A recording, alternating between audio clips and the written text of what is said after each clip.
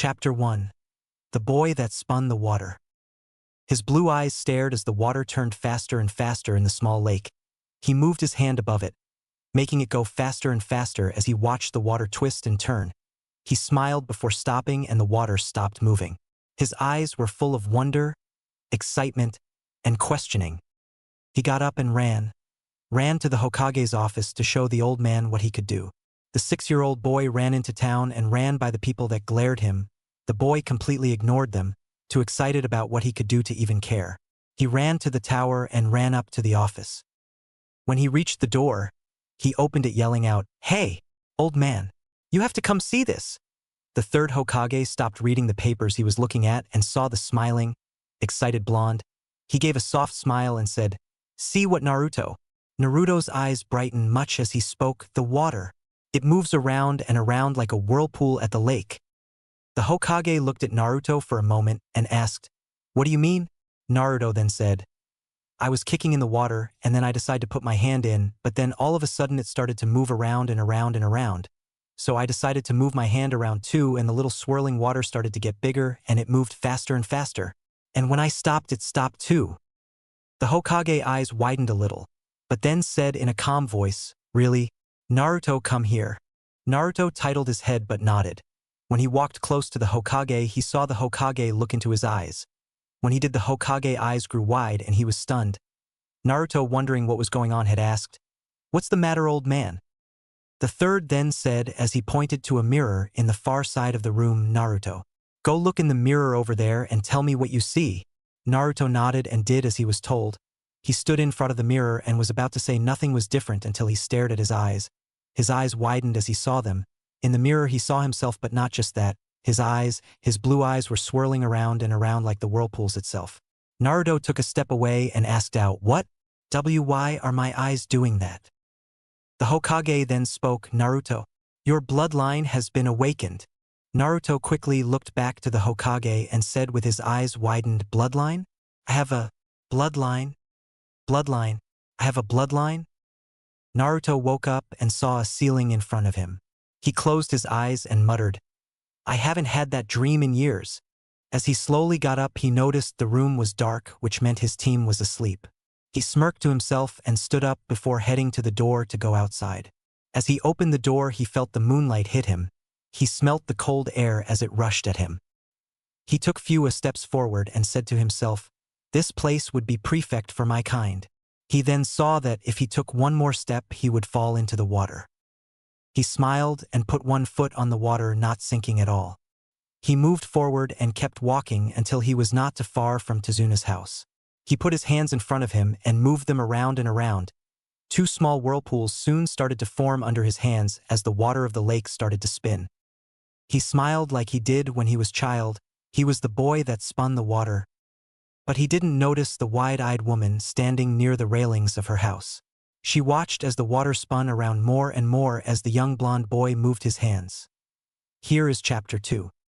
I do not own Naruto. Clan name, Uzumaki. How many are left? Unknown. Last known clan member, Naruto.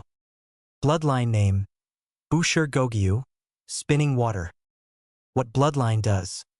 The user can control the water's currents and turn it into a whirlpool. But that is not what all it does. It can also turn the water into any shape they wish. They can even freeze the water. They can control anything that is or was water. They can even control the human body since it is about 60% of water, but they need to concentrate hard to do this. By the age of 11, they can walk on water without chakra. They can also bring plants or trees to life with the water they have, but at the same time they can overflow them and kill them. To them, water is rebirth and healing, and at the same time death and pain.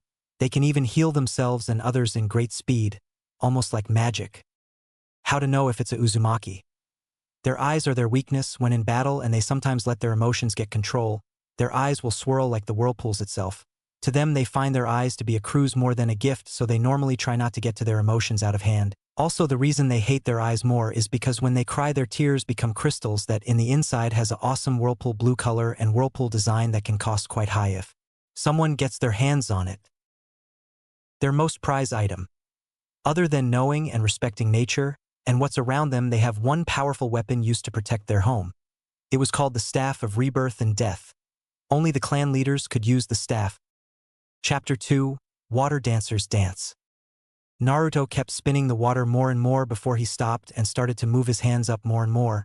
The whirlpools started to move up, but they were still spinning. He closed his eyes and heard the rushing water and the small droplets that hit the water as the water spun more and more. The woman, who was watching, gasped and thought to herself, "What is he doing? I don't think I've seen anyone have so much control over the water like he does. And why are they swirling still?" As Tsunami watched in wonder, she soon remembered the old story her father told her. She almost gasped and said to herself, "He's a..." She stopped when she saw him make two people out of the water. They were about his height. Naruto smiled to himself before moving his hands around. The water figures moved along with it. They danced and danced around. Naruto smiled more as he hummed a song in his mind. The water dancers danced for a while before twirling and moving away from the blonde. They soon stopped and faced him. Naruto placed his hands to his sides before the water dancers turned to ice. Their hands grew to sharp pieces of ice and their bodies had ice spikes sticking out of them. Naruto moved slowly to one side before they attacked. Their ice hands flew off and shot out to attack the blonde. Their hands remade themselves before they shot again. Naruto opened his eyes and moved out the way. He made twists and turns at each attack they threw at him. At each moment they took, the more they attack. Tsunami watched how the ice sank into the lake and the water sprang up softly. The blonde, who wore no shoes, moved out the way of each attack as if he was dancing. Each twist and turn, each jump, each dodge was as if he was dancing in the attacks. When the ice dancers stopped, they both tried one more attack. They threw one of their spikes at the same time at the blonde's sides. Naruto closed his eyes before he snapped them open. His eyes were swirling. He jumped up and over the ice spikes. He landed on the water perfectly. He raised his hands up and a whirlpool shot out of the water. He then threw his hands down and the whirlpool struck the ice dancers. Then as the water hit them, it too changed to ice. But inside you could see the ice dancers being twisted and turned around and around as if even though the whirlpool they were in was made of ice, the inside was still a whirlpool. Once the ice dancers broke so much, all that was left was just small bits of ice. Naruto moved his right hand to his side fast. The ice then melted and went back into the lake. Naruto let a sigh out before turning around only to see the house and the moon above it. He walked over not seeing anyone. Tsunami had went back inside fast when she saw him about to turn around. Tsunami stood outside of her father's guest's room and felt her heart race. She had ran as fast as she could before the blonde could see her. As she heard his footsteps enter the guest's room softly and the closing of the door, she heard him sit on the bed and the sounds of blankets and sheets moved around. She waited for a while until she moved. She moved down the hall and into the kitchen. As she sat on a chair, she let her mind wander more and more. Next morning, Tsunami was quiet. She was keeping to herself. As she turned, she saw Kakashi, Sasuke, Sakura, her son, and her father looking at her with wonder. She turned and tried not to look at them. She knew the blonde had not told anyone. How? Because the first time she saw the blonde, she knew he was hiding something from his team. Each time he spoke to them, it was as if he was hiding something, and now she knew what that something was. Sakura then asked out loud, "Hey, where's Naruto, man? That idiot sure can sleep." Tsunami almost dropped the fork she was washing and everyone looked at her again. She blinked and said, covering up the fact that she really knew why the blonde was sleeping, "He was out training last night. He went out when I was up and told me not to wake you guys up while he went training." She laughed nervously. Sasuke scoffed and said, "That dope. Why does he need to train so late at night, huh? Well, it doesn't matter really. He'll still be weak no matter what training he does." Tsunami this time did drop the fork when she heard those words and heard, "Yeah, you're right, Sasuke-kun. I don't even know why he's a ninja. He sure is weak." From the pink-haired girl. Tsunami turned and watched the sensei, hoping he would say something, but all she saw was him reading his book. Not saying anything. He wasn't standing up for the blonde. He was too busy to even hear that the blonde's teammates were saying about him. She clutched her teeth a bit before saying in a sharp tone, "Well, maybe unlike you both, he is trying to correct his flaws by training his ass off as much as he can so he doesn't become overconfident pricks like you both." Inari's eyes widened as he heard what his mother just said. She had just defined the blonde boy he too thought was weak. Her father was even surprised at this change in her mood. Kakashi almost dropped his book, while Sakura shut up and Sasuke's eyes widened. They saw Tsunami turn and wash the dishes again before hearing someone say, "Hey guys, good morning." Naruto walked in, not noticing the tense air around them. He sat right down and said, "So what's for breakfast? I'm hungry." He smiled brightly. Tsunami smiled and said, pancakes? I hope you like them. Naruto smiled also and said, okay. Tsunami walked over and gave the blonde some pancakes she had saved for him. She smiled and said, eat up. Naruto made a yum sound and started to eat the homemade pancakes. As he ate, he thought to himself, thanks for sticking up for me, Tsunami. Later, Tazuna walked up to his daughter and asked her, hey, what was that all about, Tsunami? Tsunami looked at her father and asked, what? He then said, you know what? The stuff you said at the table today. Why are being defensive about the blonde kid? She blinked and said, I have no idea what you're talking about, Dad. She had said those words as she saw Sakura, Sasuke, Kakashi, and Inari come into the room again. They were getting ready to go into town for a while with Tazuna and Inari. Naruto, on the other hand, was going to stay here and rest for a bit after his intense training yesterday. Kakashi then said, ready to go, Tazuna-san? Tazuna looked at his daughter before looking back at them and nodded. As they left to close the door, Tsunami heard fast footsteps. She looked back and saw Naruto standing at the hallway door. Only thing was Naruto wasn't wearing his jacket, so she could see he was very toned and lean. His blue eyes shone brighter than normally. He wasn't wearing his headband too. His hair was not fully up and it hanged around his face. He looked cute. Any boy or girl would have loved to have this boy as a boyfriend. She heard him ask, why did you stand up for me today? His voice was soft but clear, like a child's voice would, as if they were lost in a memory. She had never seen this side of the blonde before, but she then saw the courage, the softness, the good judgment and sadness in his eyes. She smiled softly and said, my father used to tell me a story when I was Inari's age. He told me that a long time ago, the whirlpools gave birth to people called the water dancers, for when they battled they would twist and turn as if they would be dancing. They were given a blood that all wanted, but unlike others who received gifts for their blood, they did not exploit their gifts, they did not take it for granted, they did not gloat about it. He told me they respected the lives of nature, animals, and humans alike. They never took more than what they needed. They would show light to those who have lost theirs. And because of their good judgment, their soft but strong heart, their power to never give up and their will to protect the loves they loved, they continued to receive gifts from the gods. But he told me, they were nothing but a story, one almost forgotten by most people. But you see, ever since he told me that story, I always thought, they weren't a story, and if I ever met one, I would say these words, thank you. Thank you for showing what was lost to those who had forgotten. Naruto's eyes widened a bit before smiling softly himself. He then said as he looked to the ground, so, you know what I am, huh? She nodded before hearing him say, I knew someone was watching me last night, but I never thought it would be someone who knew what I was. Tsunami then asked, Naruto, you're hiding yourself from your team, aren't you? I can see the way they look at you. They think you're weak. Why not show them what you can really do? Naruto smiled and said, I can't. You should know from those stories what will happen if anyone found out. They would just use me and in the end get rid of me. Tsunami nodded and said, can you tell me how you found about your bloodline?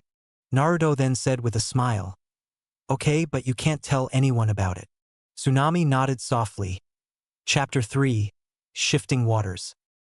Naruto sat down and watched Tsunami sit down. He took a breath and knew what to say. He swore to himself that if anyone found out, he would tell the truth. He opened his mouth and said, October 10th was the day my mother went into labor, but that night something horrible happened. Something I don't want to talk about. But both of my parents died that night. It was on a nice sunny day in Konoha when I found out of my power. I was kicking in the water by a lake that no one, only me and the old man, he's the third Hokage, knew about. I wanted to play in the water, so when I put my hand in front of me, I noticed something strange. The water started to move. First it was in a small circle, it just spun around and around, and when I started to move my hand around it spun faster and faster until it created a whirlpool. When I stopped, it stopped. I was shocked and surprised, so I got up and went to go tell the old man. When I got there and told him about it, he noticed my eyes were spinning like the whirlpools itself, and then he told me everything, who my parents were, who I was, what my clan is, everything. I was surprised and shocked, but he then told me I wasn't supposed to know until I was 18 years old, but since my bloodline woke up so early, he told me then.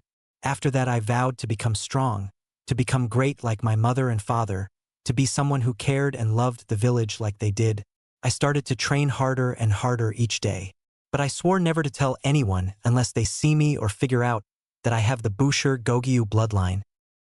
Busher Gogyu means spinning water. Big thanks to Mad Edie for this part. Tsunami then asked out loud, so only the third knows, not your team? Naruto nodded but stopped, now that he remembered something. Well, there are a few others like Iruka-sensei. He's like a dad to me. When he got hurt trying to save me, I healed him up, and he asked me how I did that. The old man came and told him everything. Naruto then remembered that night. Flashback. Naruto smiled big as soon as he heard the words he passed, but his smile stopped when he heard Iruka in pain still. His eyes widened and he said, Iruka-sensei. He tried to help the poor bleeding ninja up.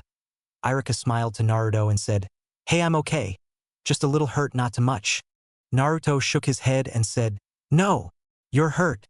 Iruka then said, Well, I might be a little but nothing too bad. Naruto shook his head again and said, You're really hurt, Iruka-sensei. Let me see. Iruka then fell to the ground in some pain. Iruka smiled at the caring little blonde trying to look over him. Iruka tried to calm him down, but stopped when he saw his eyes.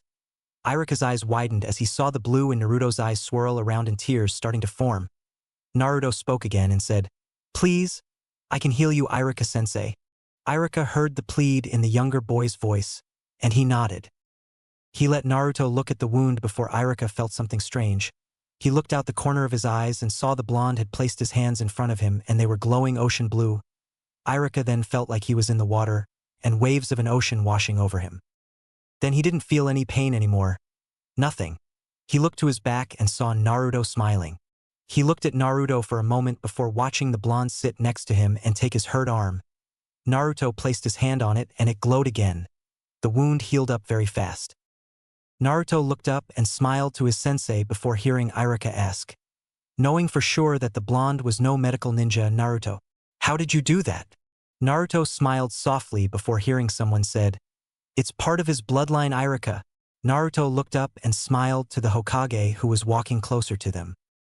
Iruka's eyes widened and asked out loud, Bloodline? Naruto has a dash the third cut in and said, Yes, he does. It's called the Busher Gogyu. Iruka's eyes widened very wide this time. He spoke the words out, to the Busher Gogyu. I thought that was a myth. Naruto shook his head and said, It's not, Iruka-sensei. I have it. You saw my eyes, that's how you know. Iruka looked at the boy before smiling softly. He then thought to himself, He truly is something different. The third then spoke up, I'll tell you everything, Iruka. Only if you don't tell anyone about this. Iruka nodded and listened to the story. Out of flashback. Naruto then said, Yes, some people know. But can you please not tell my team? If they found out, I don't know what they'll do. Tsunami nodded before she asked out, Why? Naruto smiled big to her and said, I made a promise to the third, and I don't want to break it. Naruto gave a sigh and looked out the window and then he saw the lake. He smiled softly before getting up and saying, I'm going to go train. Tell the others that I'll be back later, maybe before the sun sets. She nodded and watched the blonde walk out the door. She smiled softly at how brave the kid was. Later that day, Naruto sat in an unknown area in the forest and smiled as he hugged his knees. The butterflies flew around him softly, and so did the birds. Animals grew close to the young Uzumaki, knowing he was different from other humans they had seen. Naruto smiled softly and hummed to himself before deciding he needed to train. As he started to train, he moved the water in a nearby pond. It moved out from the pond and went to him. He twisted the water in his hands as if trying to make a whirlpool out of the pond, but he then heard a sound, a snapping of a twig. The water dropped and hit the ground around Naruto. He looked back fast to where the twig snapped. Naruto blinked trying to find whoever did that. He looked and saw no one there. His eyes softened before he went to pick up his jacket he had left on the ground from before his training. He looked at the woods again before running off to find a more secret spot. He didn't want someone to see, especially if he didn't know who was there. As he walked, he heard a voice in his mind say, Damn Kit, calm down, no one is there. Naruto smiled to himself and said in his mind, Sorry, Fluffy. I just don't like the idea that someone can spy on us. I don't need word getting out. Kyubi glared at the nickname but said, I thought I told you stop calling me that. And don't worry if anyone finds out, just let me take over and I'll kill them. Naruto glared at Kyubi mentally and said, Kyubi no Kitsune. I thought I told you I do not want the blood of the innocents on my hands, And you may have told me to stop, but did I say I was going to? No, I didn't, so get over it, Fluffy. Kyuubi growled in Naruto's mind. Naruto giggled at the cursing Kyuubi. As he reached a nice area, Naruto laid on the ground on his back. He stared at the sky and smiled softly before his eyes closed on him and he drifted to sleep. A person moved from the tree he was hiding behind and slowly walked to where he had saw the blonde run to. He too started to run. In his mind were the words, "He's almost like me." Haku made a dead stop when he saw the blonde sleeping in a clearing field of flowers. He walked slowly to the blonde and leaned down. He then placed his hands near the blonde's neck and muttered, "He's almost like me. He can move the water." Haku knew the boy was special since he saw him at that battle with Zabuza. He stopped and woke the boy up saying, "You'll catch your death out here." Naruto woke up seeing a kind face. He blinked softly and said, "Oh, hello, who are you?" Meanwhile, Sakura then asked out loudly, "Is it me, or was Tsunami-san a little bit protective about Naruto?" Tazuna saw Sasuke and Kakashi nod a little as they walked around the village. Inari was thinking about why did his mother care so much about the blonde, while Tazuna then began to think, why is Tsunami so protective with him? But still something is different with that boy. I mean, one moment he's happy and the next he's pissed off about something, almost like the shifting tides of water. And that strange symbol on his arm, the one with the spiral mark, where have I seen it before? It seems familiar. He was pulled out of his thoughts when he heard Kakashi say, "Tazuna-sama, we should head back now." Meanwhile, "Do you have a precious person, Naruto?" Naruto's eyes widened a little as he heard the person named Haku ask this question. Naruto was silent for a moment before saying, "Yeah, I have a few precious people." Haku then asked, "Would you die for them and kill for them if you must?" Naruto looked from the field of flowers around them both and looked at Haku. His eyes scanned Haku before saying, "If it was to protect them, then yes. But..." Haku looked at the blonde-haired boy and asked, "But what?" Naruto smiled softly and said, "I'll try to find another way than just fighting. I mean, sure, I have to fight to protect the person I care the most about, but we can't always fight to win. I mean, think about it, our lives are like the water tides itself, it changes and shifts. Just like life, it changes and shifts. One moment the current of water is one way and the next it's different. And in a blink of an eye, the tides of water can stop, just like life." Haku smiled softly before saying, "It seems like you care for even people you have yet to meet, huh?" Naruto smiled softly and said, "Yeah, but it's just who I am." Haku blinked before saying, "I better leave. My precious person is waiting." Naruto nodded and watched Haku leave. But before Haku was too far away, Naruto said, not even looking at him, "Say hi to Zabuza for me, and maybe we'll see each other later, Haku." Haku's eyes widened a bit and he stopped walking. The wind blew as the Uzumaki looked to the field of flowers. Haku didn't look back but heard, "And please don't tell what you saw today. Maybe next time we meet I can tell you about it, but for now I have to get going." Haku heard the blonde get up and walk away to the house of the bridge builder, now that the sun was starting to set. Later at the house, Naruto opened the door only to hear, "Where have you been?" He looked up and saw a pissed-off Sakura. He smiled his masked grin and said, "Training! I lost track of time, Sakura-chan, and I took a nap by accident." Sakura rolled her eyes in annoyance before saying, "Man, why can't you be more like Sasuke-kun?" It was Naruto's turn to roll his eyes, but then he noticed he did that right in front of Kakashi, Sakura, and Sasuke. Their eyes were a little wide at the look the blonde gave them, as if he found the pink-haired girl he was crushing on annoying. Before they could ask him anything, Inari said, still not believe that they could protect his grandfather from Gato. "Train all you like. There's no way you can beat Gato, he'll kill you all. So if I was you, I would get out of here." Tsunami only shook her head at her son, and her eyes grew soft until the blonde walked right over to the ranting kid and bonked him right on the head. Her eyes widened a little but heard from the blonde, "Inari, just listen to yourself. You act like this guy is immortal or something. No one is immortal, Inari. Even Gato has weakness and even he can die. So stop acting like a brat that lost his ice cream and get over it. Because guess what, me and my team will stop Gato, and we will free your village even if we have to die. Gato is nothing but a man that needs to be stopped for what's he doing. So suck it up and stop acting like a big baby." Inari's eyes stared at the blonde for a long time until his eyes went down and stared at the floor. He got from his seat and ran off out of the door. Everyone stared for a while until Sakura turned to yell at her teammate only to see he was halfway down the hall to the guest room. He needed a nap. Later that night, Naruto woke up knowing someone was near his door that went outside. He got up slowly and heard voices. As he got close to the door, he heard it was Kakashi and Inari's voices. He listened closely, only catching the words. You know, I heard what happened to your stepfather. I heard he was a brave man. Inari spoke now. Yeah, he was. Kakashi then said, I see. You know you're lucky, Inari. Inari looked at Kakashi and asked, How am I lucky? Kakashi chuckled and said, Because unlike Naruto, you have a family. Do you know why Naruto tries so hard? Inari shook his head. No. Kakashi then said, It's because he wants to prove to the village he has what it takes to be Hokage. It's also because he wants people to look at him. In his entire life he has been alone. He grew up without a mother or father to care for him, and yet he's still able to smile so big. He didn't even have friends when he was growing up. He's strong. If I was him, I would have gone insane. And yet he's still able to try. And he's still able to smile so big. Now that takes true courage and bravery. Naruto stopped listening and pulled away from the door. He stared at them as if he could see them from behind the door. He then shook his head and went to get some water from the kitchen.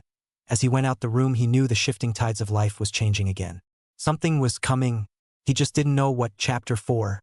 Tides of Change. Naruto woke up feeling the sun on his face. As he rose from the bed, he looked at himself in a mirror in the room. He noticed he had went to bed without dinner and was still wearing his orange outfit. He got up and stared at himself. He gave a little huff but then smiled as he remembered. That's right. The old man gave me something before I left. I have to open it. Naruto ran over and took something out of his bag. It was a small scroll with the Hokage's seal on it. Naruto smiled big and undid the seal, and with a poof his eyes widened. Inside the seal was some new clothes and 2 letters. Naruto picked up the letters and saw one was from the Hokage and the other was written by someone he did not know. He opened the Hokage's first. It said, Dear Naruto, hello, I hope your first real mission is doing great. I also hope you're having fun bugging your teammates to death. I find it very funny how they think you're a fool when you are not. Anyway, Naruto, the clothes you see in front of you was made by your mother before she died. It's a Uzumaki tradition that the expecting mother of the next member of the Uzumaki clan make a great new outfit for their children when they turn a certain age. I don't know if this will fit you, but I believe it should. Also, the other letter in here is your mother's letter. She wrote it a few days before she died. I didn't read it since she said only you may read it. Anyway, good luck, little water dancer. From the old man. Naruto smiled softly and chuckled at the last part. The old man seemed to like being called that, but he glared a little when the Hokage called him Water Dancer, the nickname the old man gave him. Naruto stopped and looked to the letter. He slowly reached for it and saw the sign of the Uzumaki clan on it, the spiral whirlpool. He opened it softly and slowly, and once he did, he saw not only was there a letter but a picture. It was a picture of his mother with long red hair, blue eyes, a soft smile, and she was holding her stomach that was round. Next to her was his father who had blue eyes, yellow hair. He had a big grin while he held onto his wife's stomach too. Kushina and Minato Namikaze. Naruto smiled softly before looking at the letter. He opened it all the way and started to read it. Dear Naruto. Naruto Uzumaki Namikaze, my dear son. It's me, Kushina. I wrote this letter just for you. You see, it is a Uzumaki tradition for a mother who is expecting a child to make an outfit for their child. The clothes you see in front of you was made by me. I hope you like them. I made them so when you old enough you can wear it. Normally us Uzumaki women make the clothes for babies, but I knew you would outgrow it too fast and I really want to see you wear it for more than a few months. Hopefully you can wear it when you become a ninja. I don't know if it will fit, but please wear it. I put our clan symbol on the front and back. I don't know why, but I felt like I should. And Naruto, always remember me and Minato love you with our hearts and will always be proud of you even if you don't want to be a ninja. We love you, Naruto. Always remember that. Love, your mother Kushina. Kiss. Your father sure needs a kick in the ass sometimes. He's been trying to look over my shoulder while I was writing this. I am so going to kill him. Naruto smiled softly and stared at the letter. He held it close to his heart and then stared at the picture of his mother and the 4th Hokage. He stopped and looked to the clothes in front of them. He smiled more and put them on. /N. I drew a picture of his outfit. If you want to see it, just go to my profile. Look for my D.links and it should be the last link on there. I don't feel like writing it, but I will. Naruto's shirt has short, on his left shoulder of the shirt was an open small cut that you can see the fishnet under it. His short-sleeved shirt was a silver blue color and it had his clan sign in the middle that was a dark orange color. He wore long black gloves that were cut-off finger gloves, he wore long blue pants, and his weapon holder was on the right of his knee, 2 straps went from the pants to his sides. Naruto looked at himself once and twice and thought, "Wow, this really does fit me." He twisted to the left and noticed it fitted just right. Unlike his old outfit, this one showed he wasn't fat, in fact it showed he was very thin in tone. Naruto looked at his headband and knew it could go someplace else. He then took it off and put it on his right arm. He smiled softly as he saw his hair fall in front of his face.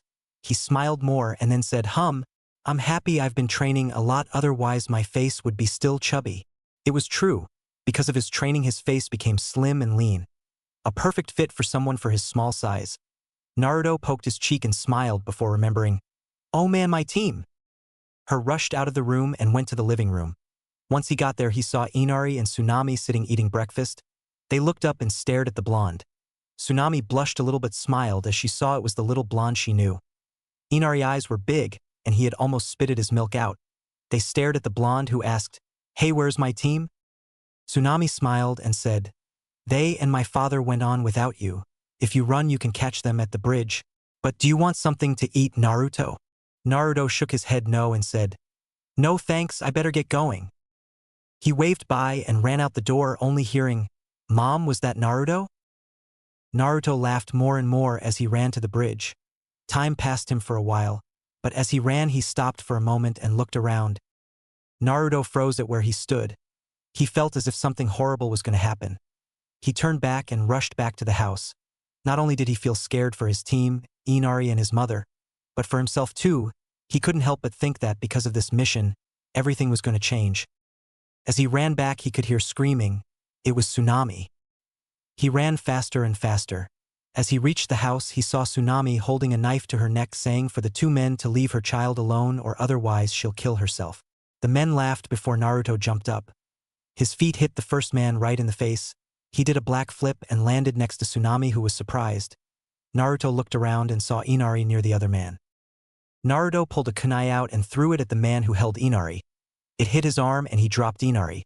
Before he could yell or anything Naruto ran fast and picked Inari up and jumped back to Tsunami. He landed next to her with Inari in his arms. Inari was surprised and yelled out, "Naruto?" Naruto then yelled out, "Tsunami, follow me."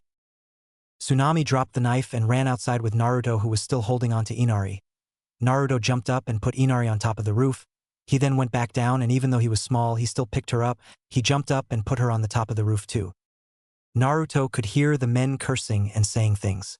Naruto looked at them and said, "Don't move from this spot and don't say one word. I don't want them to see you up here. I'll take care of these guys, okay?" Tsunami nodded softly and so did Inari.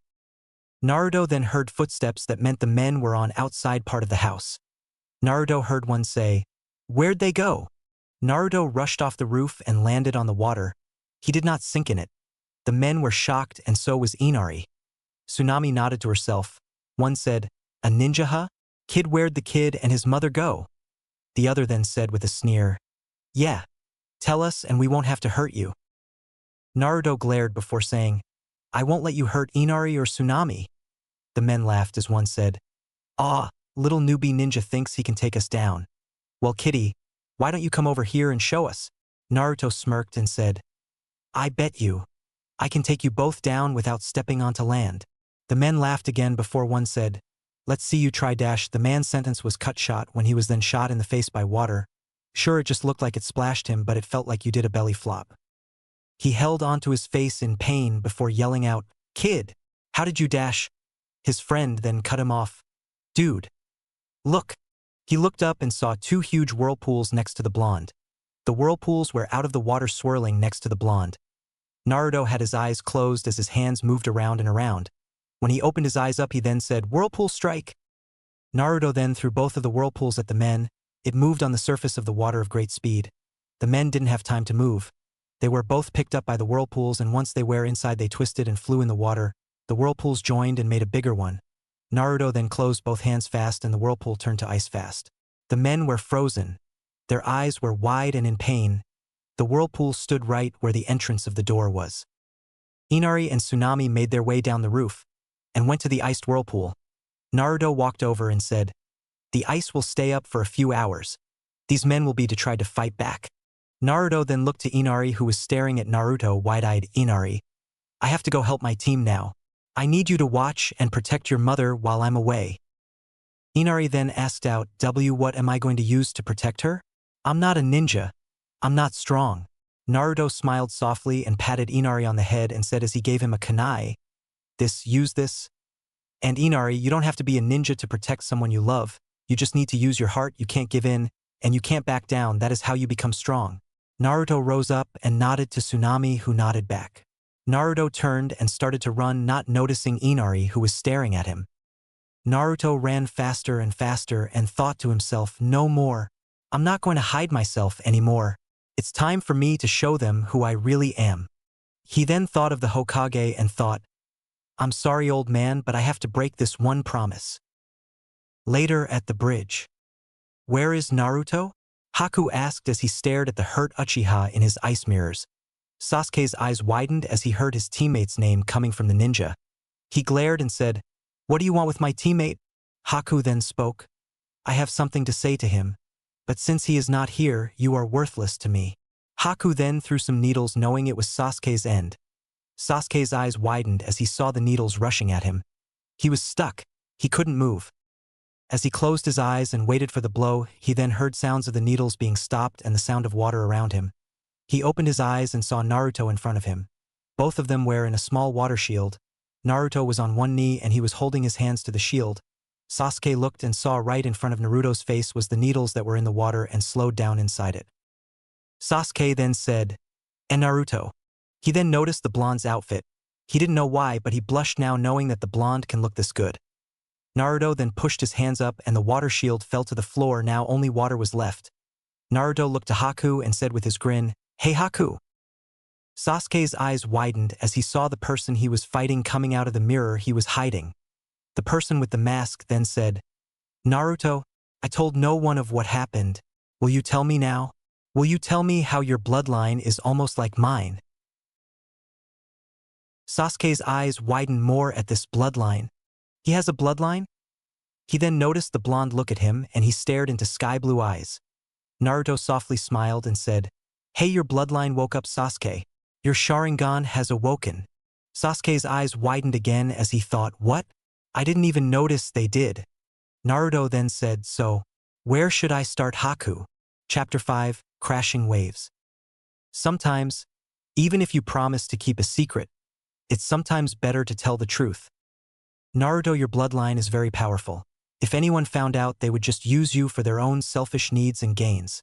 And once you are no longer needed, they will destroy you. Don't ever let anyone like that find out who you are.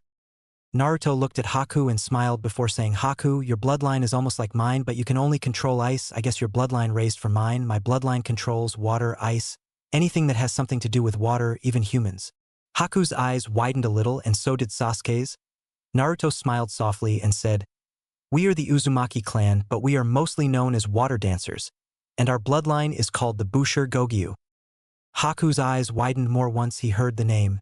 He remembered how his mother told him about the clan and its blood. How it was the Uzumaki clan that respected everything and did not gloat about their gift. How his power was gifted from them. His mother only told him once on the day he showed his mother how he could make ice. Haku then said, "The Busher Gogyu, the most powerful of all." Naruto smiled softly before saying, "No, we are not. We have weakness and we have flaws. Do not say we are the best." Sasuke's eyes were wide as he heard what his blonde teammate just say. He thought, "Not. They are, you idiot. Itachi used to tell me stories of this clan that could put even ours to shame, and yet he says they are not the best." His eyes narrowed a bit before thinking, this entire time. This entire damn time Naruto had within his power to surpass us all. Even me. He could have been Hokage by now. Why the hell is he hiding it? Why isn't he yelling it to the world? He looked up and saw a soft-eyed Naruto. He then saw Naruto smile too. But it wasn't a big grin smile. No, it was a soft smile, a rare smile. Sasuke blinked as he saw this and blushed a little. Naruto then said, "I have always wanted to test myself against a ice shaper. Let's see how you do against a water dancer." Haku nodded slowly. He too wanted to test himself against someone like him. Meanwhile, Kakashi felt a strange power someplace where Sasuke was. It felt like Naruto's, but at the same time it felt bigger, stronger, and powerful. Even Zabuza felt it. It felt like a wave of water rushed over them fast. At first Kakashi thought it might be Kyuubi's, but it wasn't. It was something different, something he never felt before, but at the same time he knew he had. Kakashi then said, "What is Naruto doing?" Meanwhile, Naruto held onto a small spinning whirlpool in his hand. He let it fly above his hand. Naruto took aim and said, "Frozen spin." He threw it, and once it left his hands it transformed into ice. The sides of this whirlpool were sharp. It spun in the air and went to Haku, who watched the iced whirlpool rush at him. In a moment he jumped. Once he landed he jumped again when he saw the blonde throw another one. Each time he threw one, he could make a new one come forth. Haku missed the seventh one and threw a few needles. Naruto moved out the way this time and landed near water. He smirked and said, "Not bad." Naruto then saw the water around Haku's feet. Naruto closed his eyes and said as he placed his right hand on the ground, "Ice field." Haku's eyes widened as he saw huge ice spikes shoot up around him. The water on the ground reformed and became those spikes. He moved out the way fast, trying not to get hit by the spikes, but each time he placed his foot on the ground more spikes come from the ground. Naruto still had his hand on the ground. He smirked before twisting his hand a bit to the left and a wave of spikes shot out of the ground at Haku. Haku felt one spike his arm. In pain he was thrown in the air by the spikes. As he was in the air his eyes landed on the blonde that was looking at the water. His own eyes widened as he thought, the blonde needs to concentrate on the water, not on me. Haku reached for some needles and threw some at the blonde, who at that moment looked up fast. Naruto was hit and his hand lifted from the ground. All the ice fell and returned to water.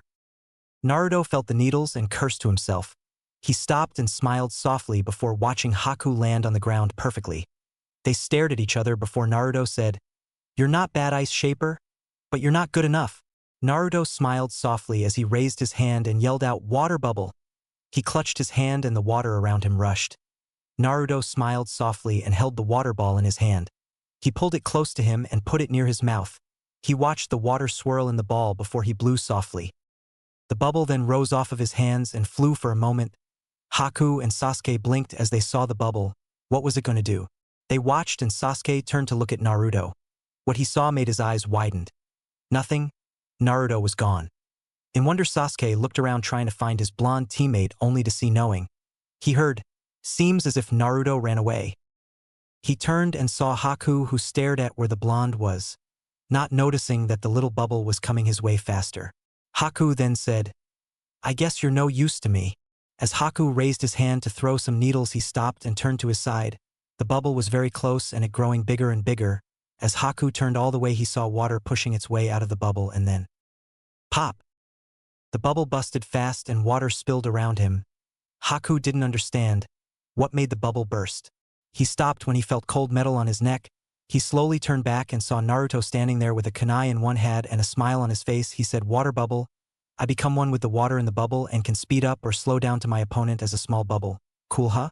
Once the bubble gets bigger and bigger it pops and water runs around everywhere on the floor. And since I become one with the water I can reshape myself in front, at the sides, or even behind my opponent." Haku gulped as he felt the metal go harder on his skin. He let his hands go down before saying, "Not bad." He then did a one-hand sign and said, "Dominic Ice Mirrors." Naruto's eyes widened as he saw the water rise and become mirrors around him and Sasuke. He felt a sharp pain as Haku elbowed him in the gut. Before Naruto could stop him, Haku jumped to the mirror and went inside of it. Everything happened to the part where Sasuke passes out. "Yes, I'm being lazy right now." Naruto watched Sasuke take the hit. Naruto trembled before saying softly to himself, No, don't, e. Naruto's hands trembled as he raced at Sasuke. Before he hit the ground. When Naruto caught him he asked, Why did you?" Before he could finish he heard, "Heh, I don't know. My body just moved on its own." Naruto watched as Sasuke's eyes dulled. "Naruto, why? Why didn't you tell me about your bloodline? Why didn't you tell us?" Sasuke asked, wanting to know why his best friend never said anything. Naruto bit his lip and said, "Someone once told me that if anyone found out, they'll just use me, and once they are done with me, they'll destroy me." Sasuke waited and asked, "Who told you that?" Naruto was quiet. He muttered, I don't know. I don't remember him that much. Sasuke smirked softly but then said, Idiot. You can't remember. Naruto stared at Sasuke before saying, Don't move. When I'm done I want you to rest. Sasuke blinked before watching Naruto raised his hands and put them over his body. Sasuke waited as his eyes slowly watched as they grew heavy. He felt strange, almost like a wave of calming water was washing over him. He took a breath for a moment as his eyes closed. Naruto smiled softly before looking to the mirrors. Haku was surprised that the blonde had healed him so fast without using hand signs. But he stopped when he remembered the old story water dancers are not only known for their moments in battle and their cunning and strength and thoughts, but for their healing powers also. They can heal greater than any medical ninja. It's like something in their blood makes them able to use the water around them or in them to heal the wounds on the outside. Naruto rose and asked, Why? You almost killed him. Haku was silent and said, It's his own fault. He ran in the way of the attack to protect you. He was willing to do that for you. Do you understand that? He was willing to die for you. Naruto closed his eyes and said, I know, and so am I. Naruto's eyes snapped open and he said, Let's finish this. No more playing around. Naruto raised both of his hands and let the water come to his hands. Naruto kept his hands up before it created the most biggest of all whirlpools out of the water. He then said, Whirlpool strike. Haku's eyes widened and he flew back into an ice mirror. He saw the water fly around him fast. Breaking the mirrors hard, Haku felt the water get colder around him. His eyes widened when he realized his mirror could not protect him and that the water was getting more colder as it rushed at him. He flew out of the mirror and landed far from the whirling whirlpool. He looked back and stared as the whirlpool destroyed the mirrors and then it froze. Haku saw the broken mirrors in the ice spin fast before shredding into nothing, and it created something he had never seen before. An ice statue, but inside the water moved harshly, ready to kill its victim if any were inside. Haku took a breath. His breathing was hard and he could see it because of the cold winds around him. He stopped when he heard the footsteps. He closed his eyes and turned ready for anything. He opened his eyes and met blue eyes and a soft smiling face. Naruto put his hand out and said, Great battle, Haku. I nearly lost all of my chakra with that last attack. Most people don't realize what the whirlpool will do before it's too late, and they get caught in its current. Haku stared at the hand and waited for a moment. He smiled under his mask and shook the hand. Naruto then said, Haku, you can take the mask off, you know? Haku nodded and said, I know. I normally keep this on to hide who I really am. Zabuza says it's to protect me. Naruto laughed for a moment and said, I see. It makes sense. Everyone knows his face and name but no one knows yours, so you can go around with no fear.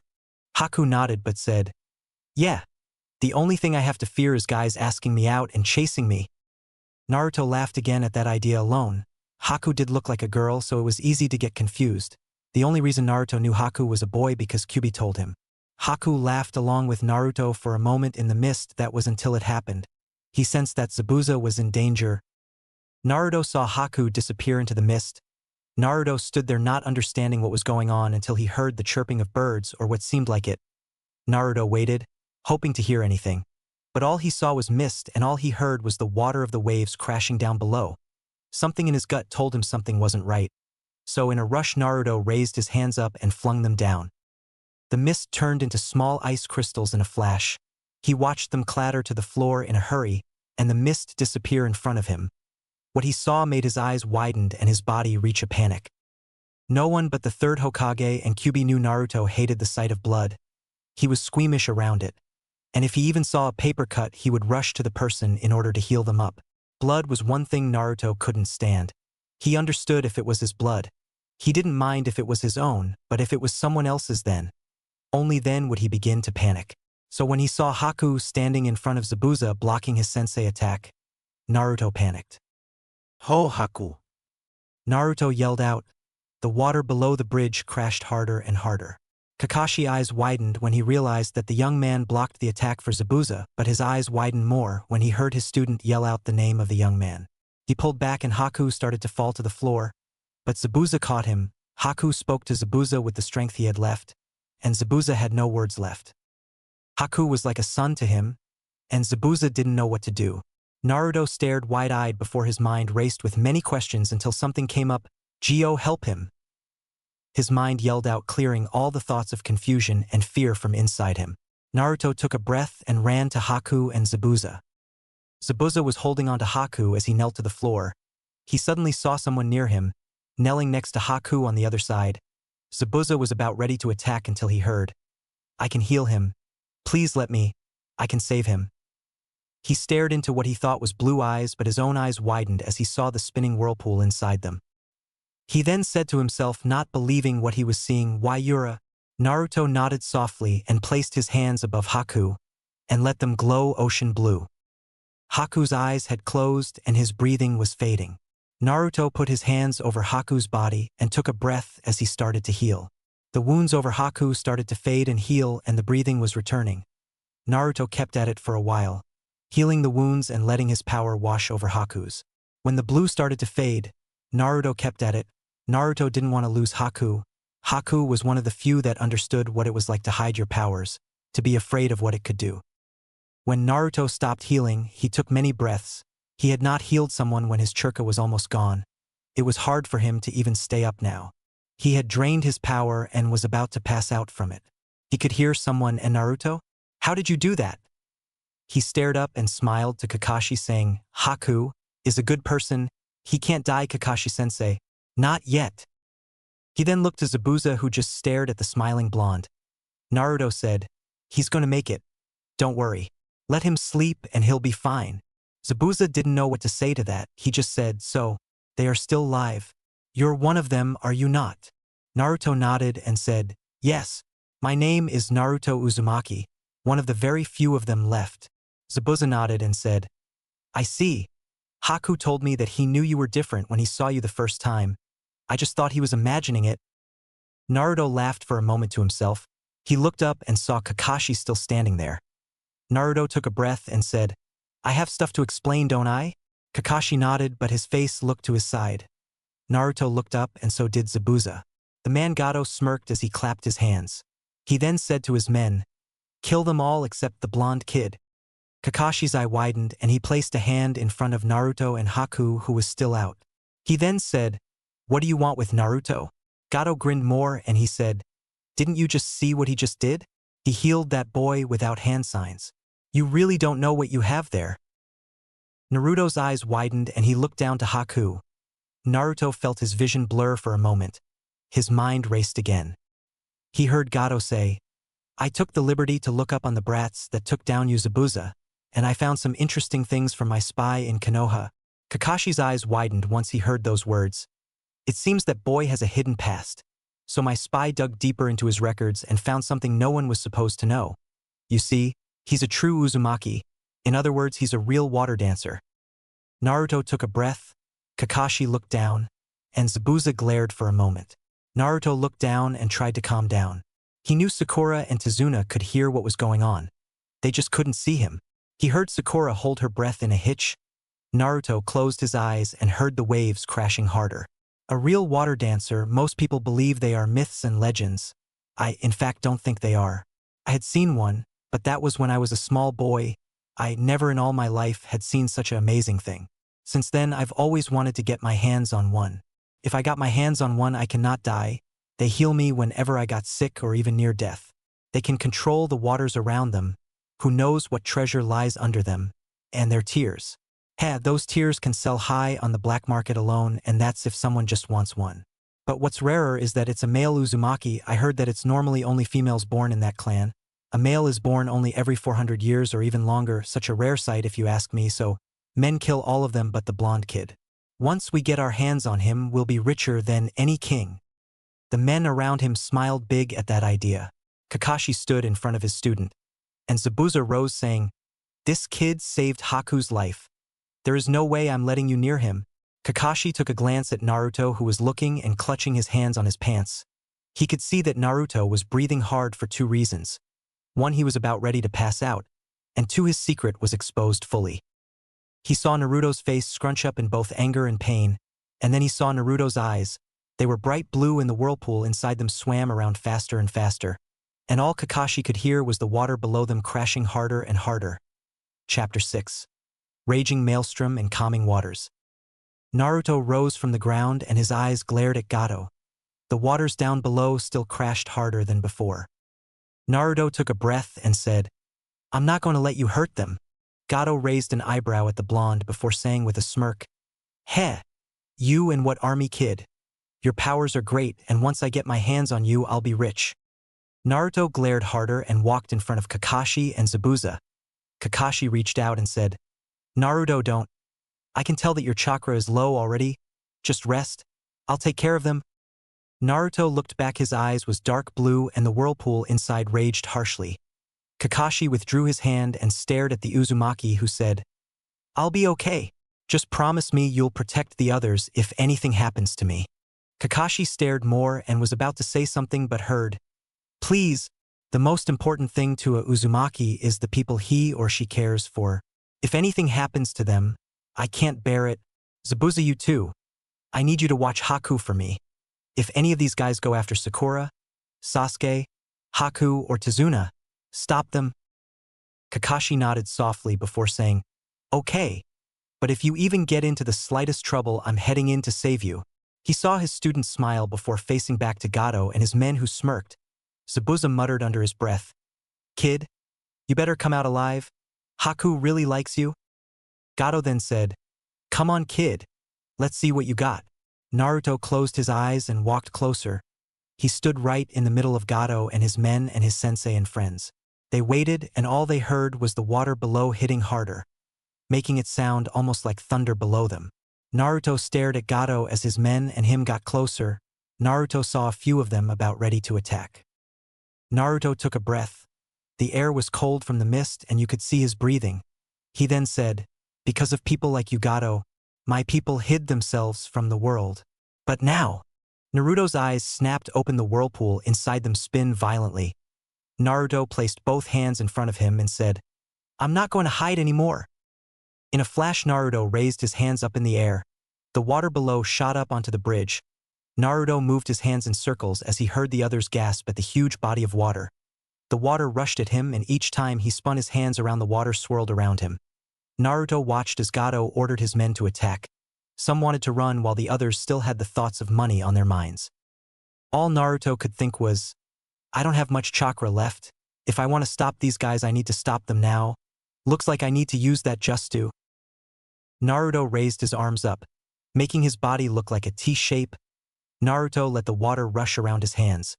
The water just rushed harder and harder with each moment. He watched the men rush at him, swords in hands.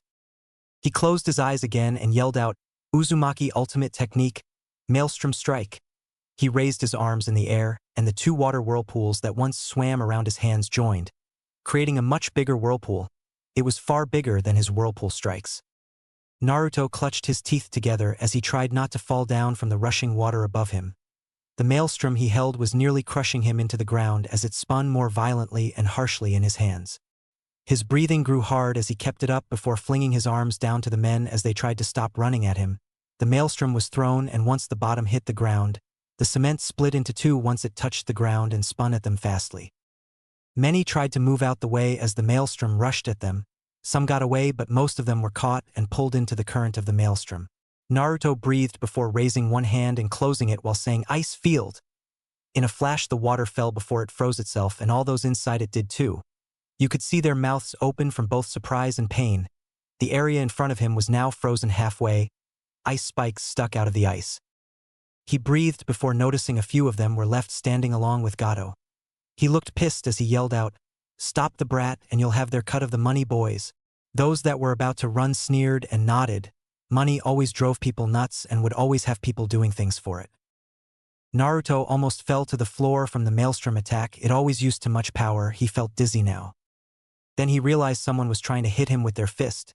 In a moment he jumped and did a flip back. Some took swords out and swung at Naruto, hoping to make the blonde give up if they hurt him. Each attack they tried, Naruto jumped out the way.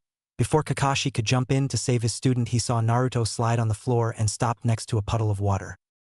Naruto raised his hand above a puddle of water and waved it. He said, "Ice blade." The water shot up and became a light sliver blue blade in his hand. He clutched his hand over it and blocked an attack by a man with a sword. He pushed the man back and swung himself. The man fell backwards and was cut badly. He yelped in pain and Naruto jumped back from another attacker. Naruto's breathing was getting harder and his vision was fading. He needed to end this. Naruto knew he didn't have much time, so with his strength he had left, he jumped over a man and dodged under a blade of another. Naruto jumped on the ice part of the bridge and kept running over the ice spikes and rushing at Gato. Gato noticed it and was about ready to yell to his men to stop the kid, but Naruto stopped him and took the collar of Gato's shirt. Naruto's eyes glared hard before he twisted around and threw Gato over the spikes right to where Kakashi and Zabuza were at. Naruto yelled out, "Kakashi! Zabuza! Take care of this guy for me!" Naruto almost fell to the floor as his vision dimmed. His foot had twisted when he had thrown Gato and was now throbbing in pain, and his knees almost gave out. His head looked to the floor and he breathed. But then someone, Sakura maybe, had yelled out, "Naruto, look out!" Naruto's eyes snapped up and saw a blade coming down at him. He jumped, but he still got hit by the blade on his arm. Naruto winced at the pain before running behind the attacker. In a flash, Naruto used his ice blade and smacked the back of the bald onto the man's neck. The man fell to the floor, knocked out. After a while, Naruto kept fighting on the other side of the ice field. It was hard for him to know what was going on. On the other side, all he knew was that he needed to keep fighting or all would be lost. Naruto's breath hitched as he almost fell to the floor. A man was about ready to knock Naruto out. Naruto closed his eyes, realizing he didn't have time to move. He waited, and nothing came. Naruto opened his eyes and saw the man falling backwards as he yelled in pain. An arrow was stuck in the man's arm. Naruto was surprised before he looked back. Standing there was Inari and the rest of his villagers, all ready to stop Gato and his men. Inari?" Naruto asked out. Inari smiled. Naruto was about to say something, but he stopped. His body shook, his eyes widened, his breathing grew hard, and his legs wobbled harshly. Naruto's eyes closed softly. The voices started to fade and all he could hear was his beating heart and the waves down below. Naruto stumbled softly to the side as he tried to stay awake. He cursed to himself for using too much of his powers in one blow. Maelstrom was a good attack, but it used far too much chakra. Naruto felt his heart beat. Each thump made him dizzy. He held his head to try to make it stop. His other hand dropped the ball and it clattered onto the floor. Each step he tried to take made him stumble. Naruto took a breath and stared up to the sky before his eyes dimmed and his legs gave up on him. He fell hard and fast. His head crashed to the floor and blood started to drip out around him. All he could hear was Inari and a few others yelling his name, and the sound stopped soon after. No. Wait. There was one last sound he could clearly hear. That sound was the water below. It was calm now. Meanwhile, Naruto, Kakashi yelled out as he saw his student fall to the ground. After Kakashi took down the last man, he rushed to his fallen student on the other side of the ice field. Once he reached him, he turned the blonde over and met a soft, sleeping face that breathed even softer. Kakashi sighed softly before muttering, "He truly is Konoha's most surprising, unpredictable, knuckle-headed ninja." Kakashi looked back to the melting ice field and saw Sakura, Tazuna, and even Sasuke come rushing over. Kakashi looked at Sasuke and noticed the boy was hardly hurt. But by the looks of his clothes he was once hurt. He was about to ask but realized Naruto must have healed him. Kakashi asked, "Sasuke, what happened with you? Naruto and Haku?" Many of the townsfolk came rushing over to check the blonde, and everyone heard the answer. Haku asked where Naruto was. And when Naruto showed up, Haku asked why his bloodline was almost the same as his. Sakura's eyes widened and her inner side thought, "What? That idiot has a bloodline?" She was about to say it was impossible but remembered what Gato was talking about before all this was happening. She heard him say Naruto did have a power that was forgotten, but she didn't hear what bloodline it was. "And what did he say?" Kakashi asked, wanting to make sure it was true, wanting to know if Naruto was truly what he was. Sasuke clutched his hand and said, "He said his bloodline is the legendary Busher Gogyu. He's a real water dancer, Kakashi-sensei." Everyone around gasped. Zabuza, Sasuke, and Kakashi did not. Kakashi looked down and saw the sleeping face of his student, and he sighed softly before hearing, What no way. Kakashi-sensei, I thought that clan was a myth, a hoax." Kakashi looked up and stared at Sakura, who was freaking out that her blonde idiot weak teammate was part of a legend. "Sakura, we all saw what he did. I don't think those stories are legends," Kakashi said, watching her face. Tazuna fell to the floor and he said in a state of shock, "I don't believe it. I used to tell those old stories of water dancers to Tsunami when she was Inari's age. How? I thought they weren't true. I just told her those stories, so she would get to sleep at night. Kakashi shrugged before picking his student up. The villagers stared wide-eyed as they saw the blonde being carried bridal style. Kakashi turned to Zabuza, who was carrying Haku in the same way. Kakashi said, "Come on guys, let's get back to Tezuna's house. I don't think he can finish the bridge until the ice melts. Zabuza, you too? You and your student need a place to rest." Tezuna was about to say no, but Kakashi said to him, "Don't worry. Me and my team will keep our eyes on him." Tezuna stared before seeing the blonde breath softly. He nodded before picking himself up. But as they left, Kakashi looked down to the water below and saw how calm it was. He sighed before looking back to the blonde in his arms.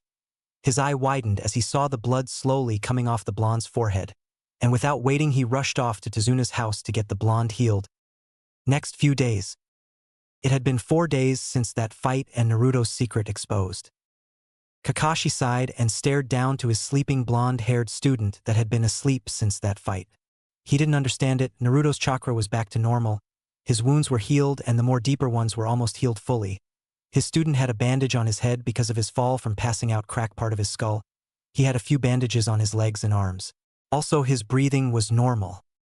So why didn't the blonde awake from his slumber? More importantly, why wasn't I told? Why didn't Naruto or even the Hokage tell me about Naruto's bloodline?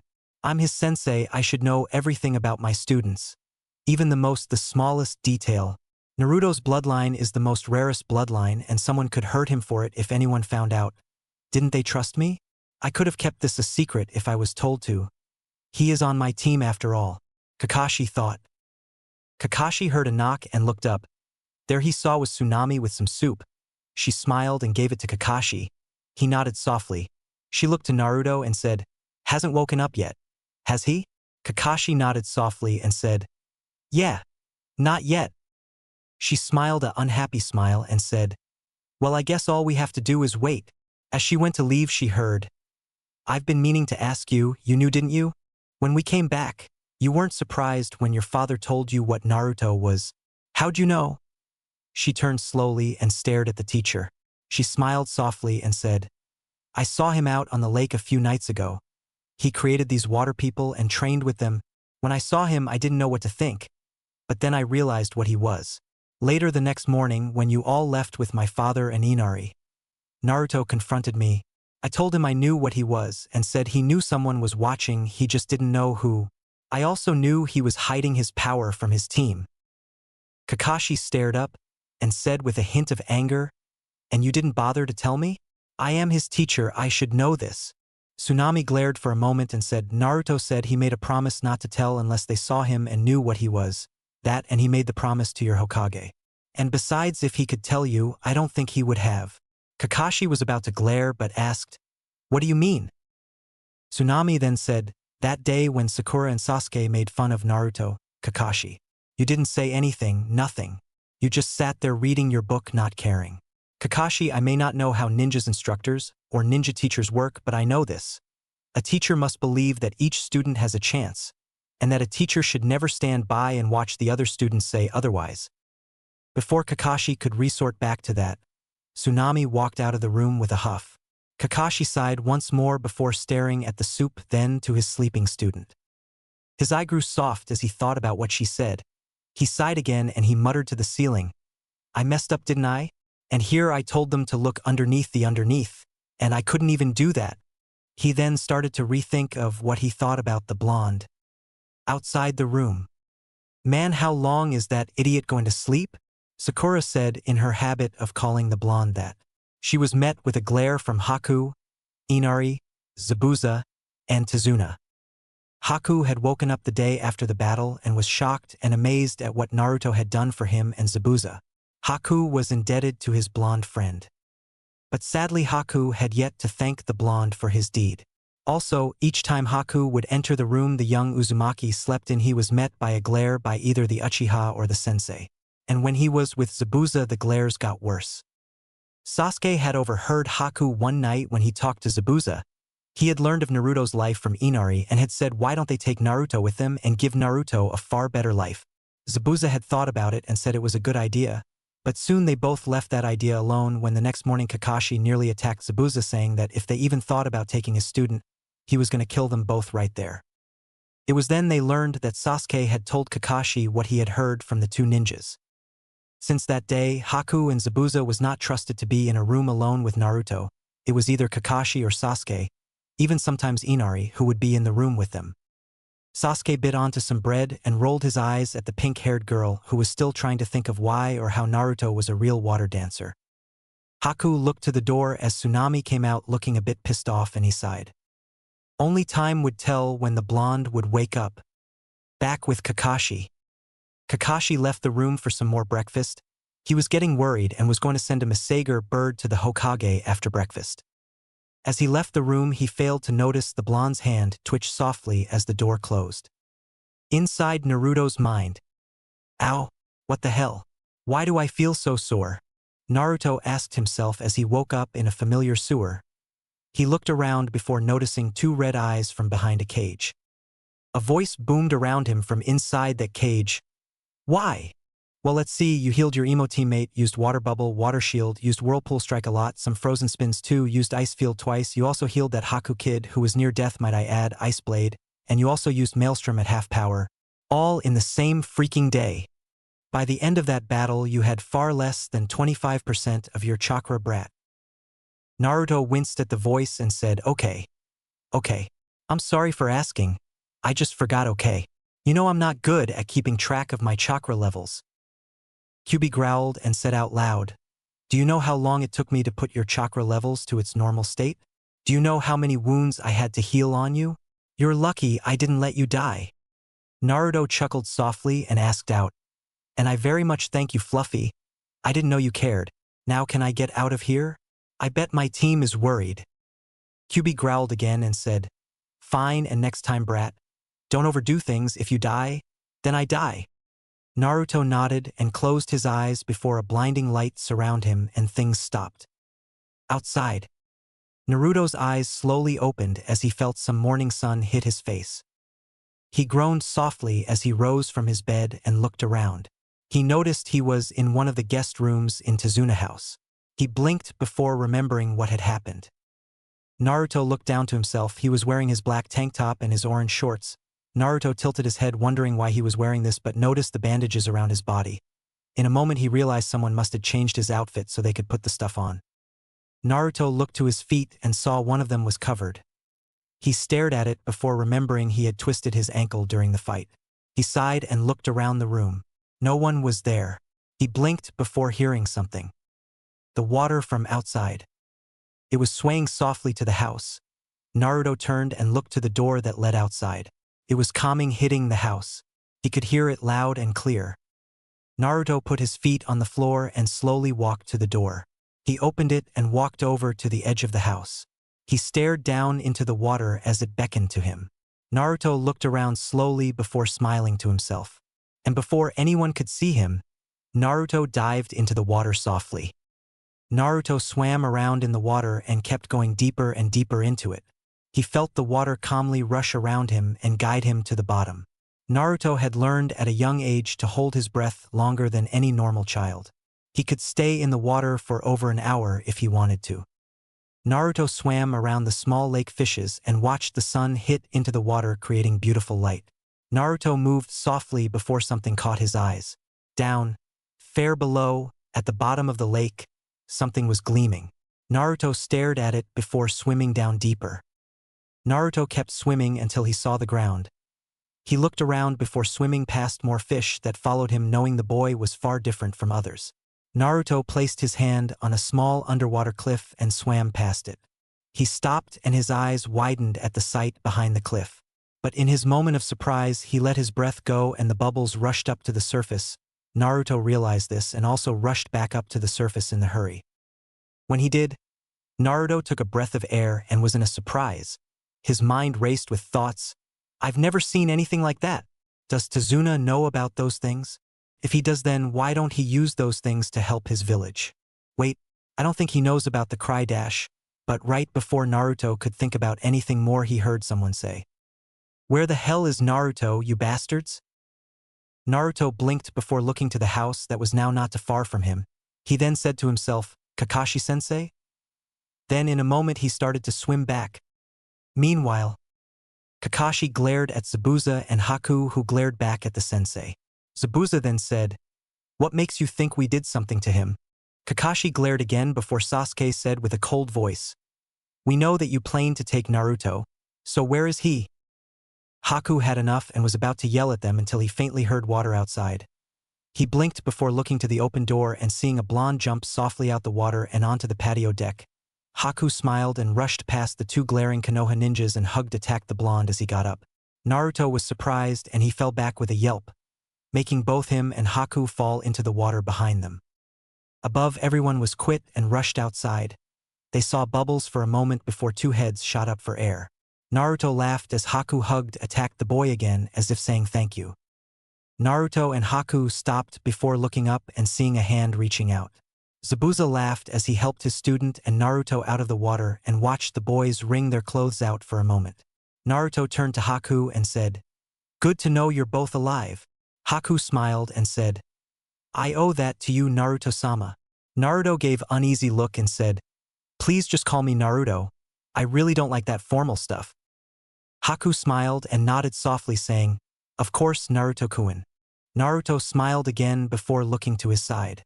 Standing there was Kakashi, Sasuke, Sakura, Inari, Tsunami, and Tazuna watching him. Naruto stared at Kakashi before saying, "I have things to explain, don't I?" Kakashi nodded softly and said with his arms folded, "Yes, and let's hear it from the beginning." Naruto sighed before saying as he stepped into the house once more, "Okay, but can I get something to eat? Being asleep for a long time makes me hungry." Tsunami smiled and said as she walked next to him, "Not to worry. We were about to have breakfast ourselves." Naruto smiled once more before Inari, Haku, Zabuza, and Tazuna walked in too, leaving Team 7 alone for that moment. "Naruto, how strong are you? Just how much power do you have? There's no way that idiot has that bloodline, no way. Naruto, who are you? Who's the real you? Just how different are you from Naruto the idiot?" And at that moment Team 7 walked into the house thinking their thoughts. As the door closed, the water calmly swayed as the wind blew. Chapter 7. Water's Mirage. Naruto sat down at the table and ate some food. His stomach growled fiercely for the food. He laughed nervously before his eyes scanned around. He could see the others staring at him like he was some sort of rare gem or something. Naruto looked around trying to think about what to say. By the time he finished he sighed softly before looking to Kakashi saying, "Where to start?" Kakashi stared before saying, "Let's start from the beginning, shall we? Like how did the water dancers get into Konoha?" Naruto nodded softly and said, "Okay." Everyone shifted in their chairs and watched the blonde talk a breath of air. Naruto then said, "A long time ago, there once was a country known as the Whirlpool Country. It was said that from those whirlpools that surround the country that the Uzumaki clan was born. Legends say when they came from the whirlpool, they danced on the water itself before landing on the shore. The Whirlpool Country became their home and they lived for many years, until one day." They watched Naruto look down and say as he stared at his hands on his legs, "A war had come and they stood to protect those that wished to live and have peace. But when outsiders found out about their gifts and powers, they enslaved many of my people and killed them when they were no longer useful or profitable. Then when that war was over, my people turned their backs on the outside world and hid themselves away, afraid of the dangers of the truth of greed." Kakashi, Sasuke, and Sakura were surprised at the sound of Naruto's voice. It sounded like he knew much about his clan even if he was orphan. Haku looked down sadly as if respecting those that lost their lives. Zabuza thought of how greed can make anyone do the most idiotic things. Tsunami stared sadly along with Inari and her father. Naruto looked up and told the rest of the story. Many grew angry that the water dancers hid themselves when the ones they had died off and they needed new ones to replace them, and soon another war began. "My people many hate violence, but if our loved ones are in danger we will have to kill to protect them. We were outnumbered and those who fight were either killed or taken. Those who did not fight killed themselves not wanting to become slaves to those after them. Only one escaped from this war, or so we think. Everyone was quit." Kakashi spoke up, "I see, Naruto. Gato said you were a male Uzumaki and that only women are born in that clan. How is that possible? Naruto stared up and shrugged as he said, not sure. But the old man said that a male is born every 400 years or so. He said it was a miracle I was born a male. Naruto nodded softly as he remembered what the Hokage had told him, and he then said, anyway, you see, my mother was maybe the only one that survived the attack on the Uzumaki clan. She came to Konoha for protection. Since the old man was the Hokage at the time, he had heard her story and allowed her to stay. He also said she had the choice to tell Konoha about who she was. My mother was scared from the war. She decided not to. Sasuke stared before asking, and then what happened? Naruto stared at him before taking a breath and saying, my mother was a different type of girl. She was tomboyish and loud, so not many people noticed her. Then one day when she headed into town for food, she came across my father. The old man said it was love at first sight. Dad fell head over heels for Mom. He ran over to her and asked if she would go out with him. But of course my mom was a tomboy, so she did anything a tomboys would do when some guy asked that. She kicked his ass and yelled at him for embarrassing her, but even after all that, he still followed her around.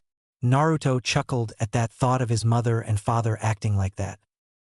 Some in the room laughed a little, but Naruto kept going. My mother wanted to be a ninja, so she could protect Konoha because it became her second home and she was willing to die for it. Sadly enough, my mom was placed on the same team as my father and things never ended well between them, but after a while my mom started to warm up to him and soon they were the best of friends. But later they started to feel more than friends when they grew up, and they became something more than friends. But both of my parents had enemies, so they decided to keep it a secret until the right time came for them to tell, but it never happened. My mother died giving birth to me and my father died protecting Konoha that day Kyuubi attacked. Naruto said, sugarcoating the truth a bit. He didn't want them know, not yet. He didn't trust them with his secret yet. The true secret of who his parents were and how his father really died. Naruto snapped out of it and said, after their deaths, the old man watched over me and raised me. He didn't tell me about my bloodline until it was activated, which did one summer day when I was 6.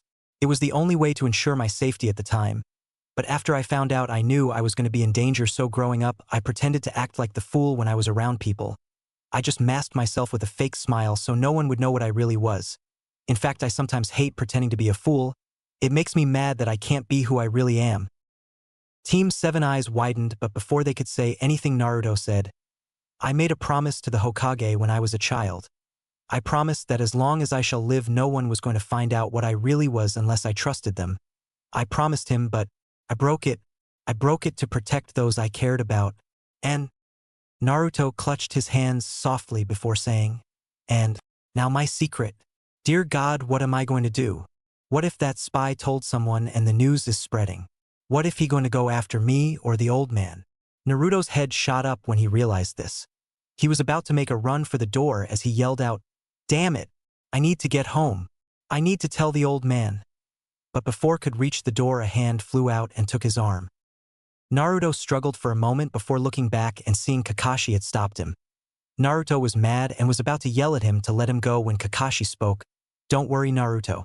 I sent a Masager bird to the Hokage the day you passed out, telling him everything that happened. When he wrote back, he said that you'll explain everything and that he also said his snake Anbu caught the spy the day after he sent the information to Gato. The guy was killed on sight and there is no rumors about you going around Konoha. Seems like he was planning on kidnapping you when you came back and he didn't have time to tell anyone yet. Once hearing those words, Naruto calmed down and took a soft breath. He then heard from Sakura, wait, why didn't the Hokage stop him the day the guy took the information? Kakashi answered again, the Hokage didn't find out until the day after. He was looking into Naruto's files when he saw the seal unlocked, and so the Hokage tracked the chakra signal down, and his snake Anbu took care of the rest. Naruto thought before saying, wait, did you say snake? Kakashi looked at Naruto, nodded. Naruto smiled and said, good to know he gave her that mission. Kakashi raised an eyebrow before asking, you know this snake Anbu? Naruto nodded and said, yeah, she's one of the few that know my secret, but of course she did find out by accident when she saw me training. She's weird, but I know I can trust her. Kakashi nodded softly before letting go of his arm. Naruto took another breath before hearing, so the Naruto we know is just a lie? Everyone stopped and looked back to Sasuke, who was glaring at nothing. Naruto sighed before thinking of a way to explain it. He thought for a moment and said, not really, no. The Naruto you know is like a mirage really. The only things that isn't real is that I'm not really that dumb. But I'm not a genie's ether. I do like ramen, but I do like to eat other things too. And I know I'm strong, but I'm not godly, and I don't like to gloat about my powers unlike other people do. Naruto's eyes soon stared outward to the door that was open. He could see the lake as he said, "Power is a meaningless thing. No good can come from it, believe me. I have seen what happens when someone is drawn to power, and soon they are consumed by it so much that they have no idea what they are doing to the people they love when it's far too late. Same can be said about greed and revenge." Sasuke stared wide-eyed at the blonde who closed his eyes softly. Sasuke was about to yell out at the blonde, but Kakashi stopped him. Sakura's mind yelled many things about how different Naruto was. Haku felt like hugging the blonde to help him calm down. Zabuza nodded softly before saying, "Spoken like a true Uzumaki." Naruto stopped before turning to Tazuna and saying, "Tazuna, are you aware that you have huge crystals growing at the bottom of your lake?" Naruto said, using his hands to show how tall the crystals were at the bottom of the lake. They were almost as tall as him. Tazuna's eyes widened. Tsunami gasped as she covered her mouth, and Inari's eyes looked like they were going to pop out of his head. Tazuna then said, "Why you got to the bottom of the lake?" "How? I've been trying for years to see what's down there. Is that what's down there?" Team 7, Haku, and Zabuza stared at the blonde who nodded as he said, "Yeah, I did. I was trying to figure out if you knew about them, but judging by their size and growth rate, you didn't know about them." Tazuna nodded and said, "When I built this house years ago, I went swimming one afternoon. As I swam around, I saw something shining at the bottom, but I could never get down there because it's too far and I couldn't hold my breath that long. After a while I got old, had a family, and I can't swim like I used to. I always wondered what is at the bottom. Are you sure?" Naruto nodded again and said, "Yeah. You see, when I was young I loved swimming and I can swim really fast underwater." Everyone stared at the blonde who thought to himself softly as he said, "As a matter of fact, I can hold my breath for almost over a full hour." Naruto then said as he thought of an idea, "Hey, I know. I'll go to the bottom of the lake and get some of the crystals out for you. Then you and your village can sell them, so it can help rebuild, and use them to get your village back on its feet," Naruto said with a caring smile. Everyone kept staring, and before anyone could say anything, Naruto said, "All right, it's settled. I'll go get some right now." And in a flash Naruto jumped up and ran out the door. All they heard was a splash. Everyone kept quiet before hearing Uzumakis are said to be powerful, kind, caring, loyal, and different. But they're also said to be crazy, hyper, jokers, determined, strange, great actors, and out of this world uncontrollable. Heh, he lives up to it.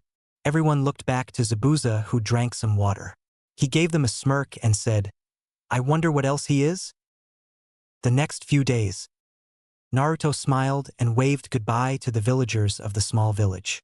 Ever since that day at the bridge, the villagers there respected Naruto and talked to him with much admiration. Sure, Naruto felt okay with it, but he didn't like the fact they talked to him with San and Sama, with his name. It got worse when Tazuna told everyone about what Naruto found, and showed them the huge crystals Naruto was able to get out from the lake bottom. It was only 4 crystals Naruto had picked out. He didn't dare to take too much, so he took out the ones he knew were loose and on the small size. As they walked away, Naruto ruffled Inari's hair as the boy started to cry. He looked up to Naruto deeply. Tsunami hugged the boy, saying he was welcome back anytime he wished, and Tazuna told him that he was a saint to them. But of course Naruto kept saying he was far from one. Naruto looked back and waved goodbye to the entire village as they did the same. His team and Zabuza and Haku waited for him at the end of the bridge. When they started to walk away, Naruto couldn't see the bridge or the people anymore. He turned back around and sighed softly. He opened his once closed eyes and met green eyes. Naruto epped before hearing, "Naruto, what's wrong with you? Not once did you ask me on a date all week." Sakura said, not understanding why the blonde wasn't bugging her like normal. Naruto gulped, knowing this would anger the pink-haired girl, as he said, "Oh, yeah, about that, Sakura-chan. You see, I don't really like you. I only said I did so it didn't look strange that I didn't like a girl. I'm sorry I fooled you." Team 7 stared wide-eyed at this. Naruto noticed one moment the hurt in Sakura's eyes, but it disappeared as she said, "Oh, whatever, it doesn't matter. It's not like I liked you either. I love Sasuke-kun." And with that she attacked Sasuke's arm. Sasuke glared at her. Naruto sighed softly as Kakashi shook his head. Haku glared too at Sakura while Zabuza did the same as Kakashi. Naruto looked to Haku as he said, "I've been wondering, how come both of our clans are different, Naruto-kun?" Naruto smiled and said, "Oh, well, you see, a long time ago before the wars, a few Uzumakis went out into the world and one woman married a young man who had a bloodline that froze things. Sure, Uzumakis can do the same thing with water, but this man can freeze fire if he wanted to. When they had a child, she could only freeze water and control it. Their blood mixed more and more when their blood went down, and soon your clan was born. Your bloodline is only half of the Uzumaki's bloodline, no matter how many times someone in your clan marries outside of the Uzumaki clan. It just kept going until there were two far different water users. Your clan gives births to males normally while mine cannot. So to acknowledge your clan's birth, they gave you the name Ice Shapers while mine is Water Dancers. At least that's what the old man said." Haku watched Naruto look out onto the road before them as he said, "Many of my clan's books, scrolls, and secrets were destroyed or taken during the war. Right now I rely on old man to fill in the blanks on what I don't know." Haku nodded and said, "So he's the only one with the answers?" Naruto nodded this time and said, "Yes, so far. I was given 2 missions by him though."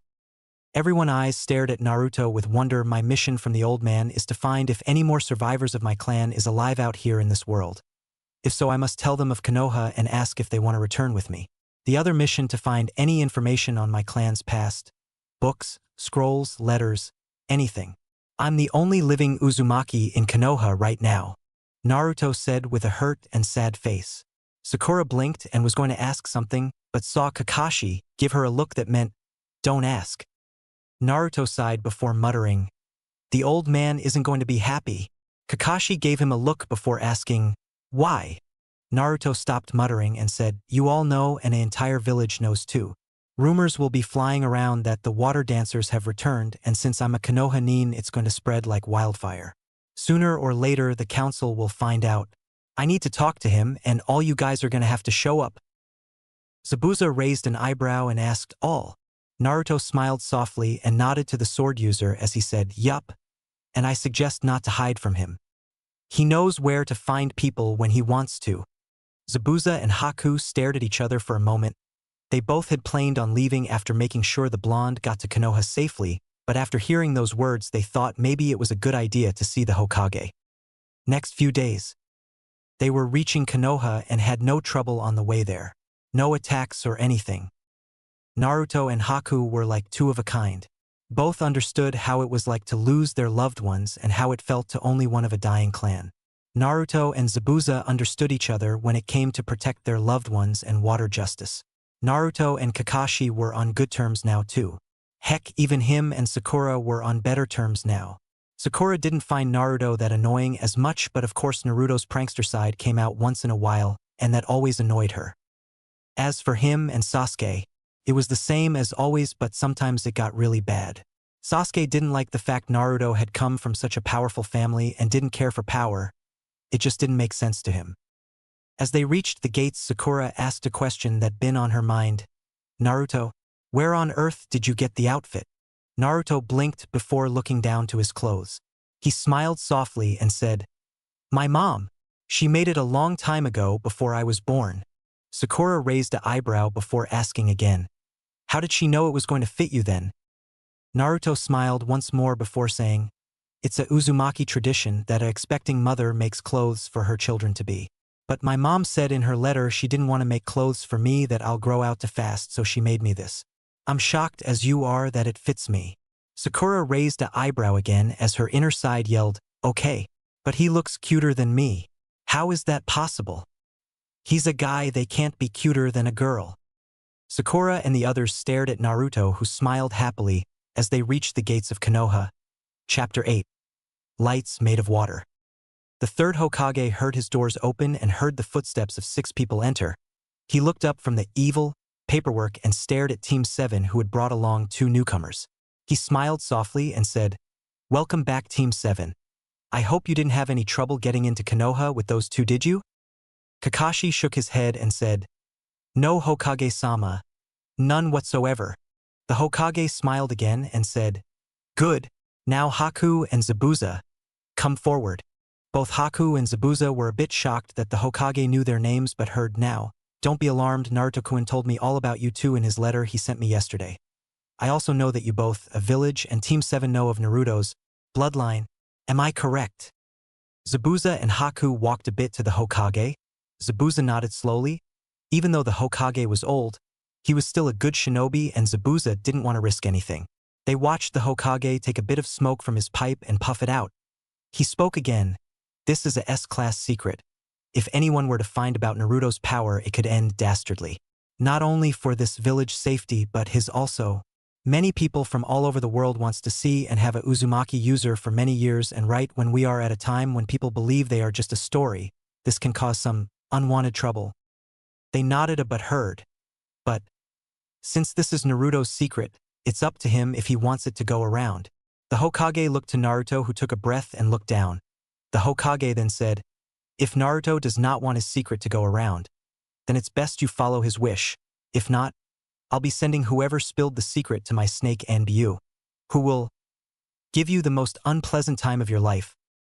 Everyone gulped a bit as they saw the light in the Hokage's eyes sparkle a bit and the smirk on his face. That meant one thing: whoever this snake was not going to let them have mercy. The Hokage smiled and said, now that is clear, I need to speak with Naruto alone. Kakashi, you wait outside with Haku and Zabuza. I need to speak with them later and you need to give me your report. Sasuke, Sakura, you may go home. And remember, don't tell anyone unless told otherwise by me or Naruto. Haku, Zabuza, and Kakashi nodded a bit while Sasuke and Sakura nodded too, but theirs was a bit unsure. As Kakashi was sending the others out, he heard as he almost closed the door behind him, Naruto, we need to talk about the council members. XX. When the door closed all the way, Naruto took a seat in front of the desk and watched the Hokage place a sound barrier around the room. Naruto waited until he heard, now. Naruto, I know this might be hard, but I do believe it's time to tell the council members of your bloodline. Naruto shook his head and said, no, not yet. I still don't trust them. Mostly that one guy with the bandages, what was his name again? Danzo Dozo? The Hokage then said, Danzo.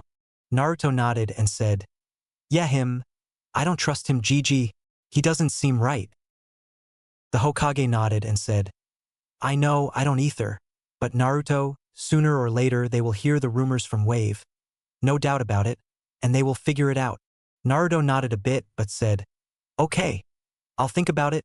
The Hokage then said, the exams are coming up, and I'm pretty sure that the council will be too busy to notice the rumors. You have until then to decide. Naruto nodded again to the old Hokage. The Hokage smiled softly and said as he took a bit of his pipe, good. Now tell Haku and Zabuza they can enter, and tell Kakashi after they leave he may enter. Naruto nodded and got up. He was about to leave when the Hokage said, Naruto, be careful. Naruto waited and nodded softly as he left, opening the door. He walked out the sound barrier area as it went away. Naruto looked down the halls and saw Kakashi, Haku, and Zabuza waiting near a wall. Naruto walked over and said, Gigi said he'll see you now. They both nodded, and as they were about to walk in, but Haku stopped and asked, will I ever see you again, Naruto-kun? Naruto smiled and said, maybe. Who knows what the future has for us? Haku smiled softly and nodded. He turned back around and walked next to Zabuza into the room. Zabuza said goodbye before him and Haku went away and the door closed. Naruto sighed softly before turning to Kakashi. Kakashi spoke and said, Naruto, I just want to say I'm sorry.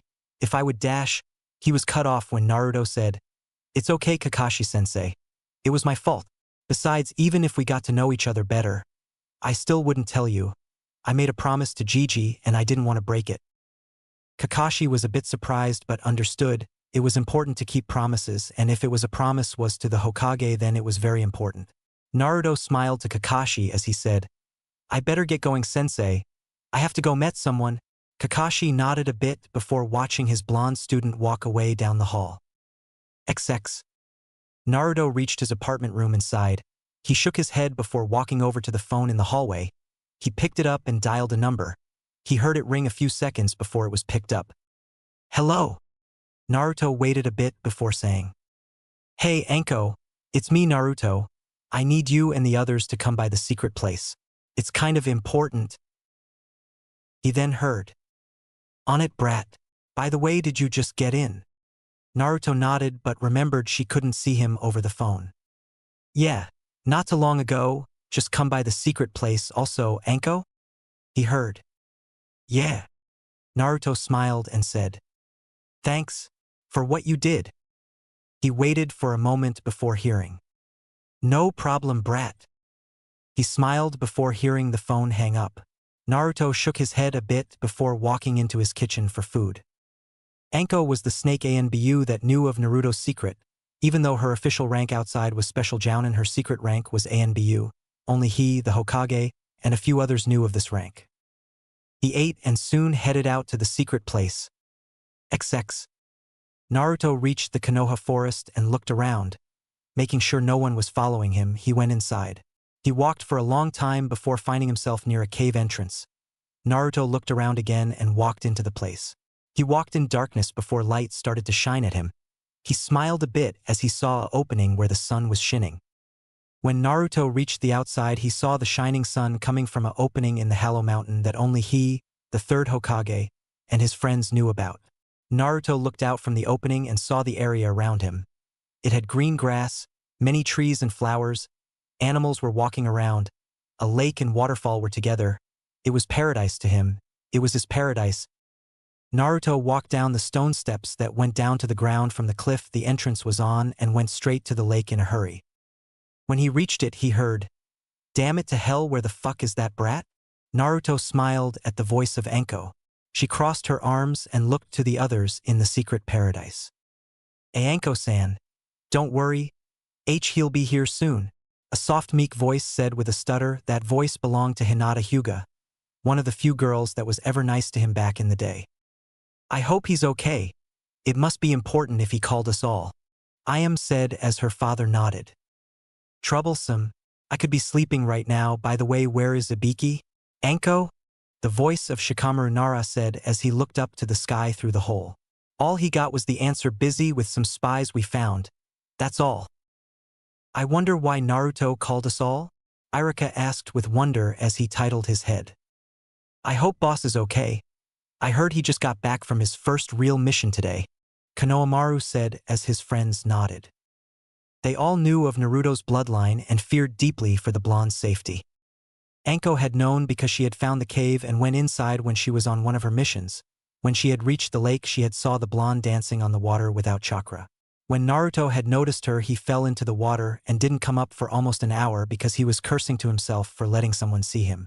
But thankfully Anko swore not to tell as long Naruto let her watch his training, because for some odd reason when she watched him train, it helped her remember her past a bit more. Even Ibiki knew of Naruto's secret since he had followed Anko one day out here, and had saw Naruto training. When Anko and Naruto spotted him, Anko threatened him that if he told anyone, he would no longer be a man in this lifetime anymore. But he couldn't make it today. He had some interrogation duty to go through. Hinata found out too. She had followed Naruto one day because he had forgotten his lunchbox at the school, and she followed him to his secret place when they were 7. He had started to train with his water dancers, and one almost attacked her when it noticed her hiding. Thankfully Naruto stopped his water dancer and asked Hinata to come out from her hiding spot. When she did, Naruto asked her why she was there and she told him. After that, they talked about some things and Hinata swore never to tell of the secret, and Naruto promised to help her train so she can become stronger. That was one of the main reasons she pretended to have a crush him, so it wouldn't seem weird that she was talking to him in case someone was coming by. Ayam and Tuchi had always known. They knew when they saw Naruto staring at a cup of water one day when he was 6 and the water in the cup started to swirl around so much it broke the cup, and Naruto was suddenly saying sorry over and over again. They both had been thankful that no one was in the stand that night, or otherwise someone else might have found out about Naruto's bloodline. And since Naruto was like family to them, they kept it a secret. Shikamaru was too smart for his own good sometimes. He had found out from watching the blonde's eyes one day.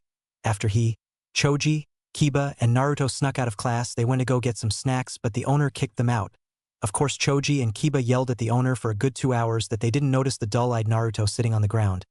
Shikamaru, on the other hand, noticed Naruto's look, and when Naruto looked up, Shikamaru noticed the swirling eyes of water in his eyes. So with wonder, Shikamaru asked his father if eyes could do that, and his answer was that of the legendary Uzumaki clan of Whirlpool. Shikamaru then was able to piece the puzzle after that and confronted the blonde a few weeks later, and Naruto had no choice but to tell.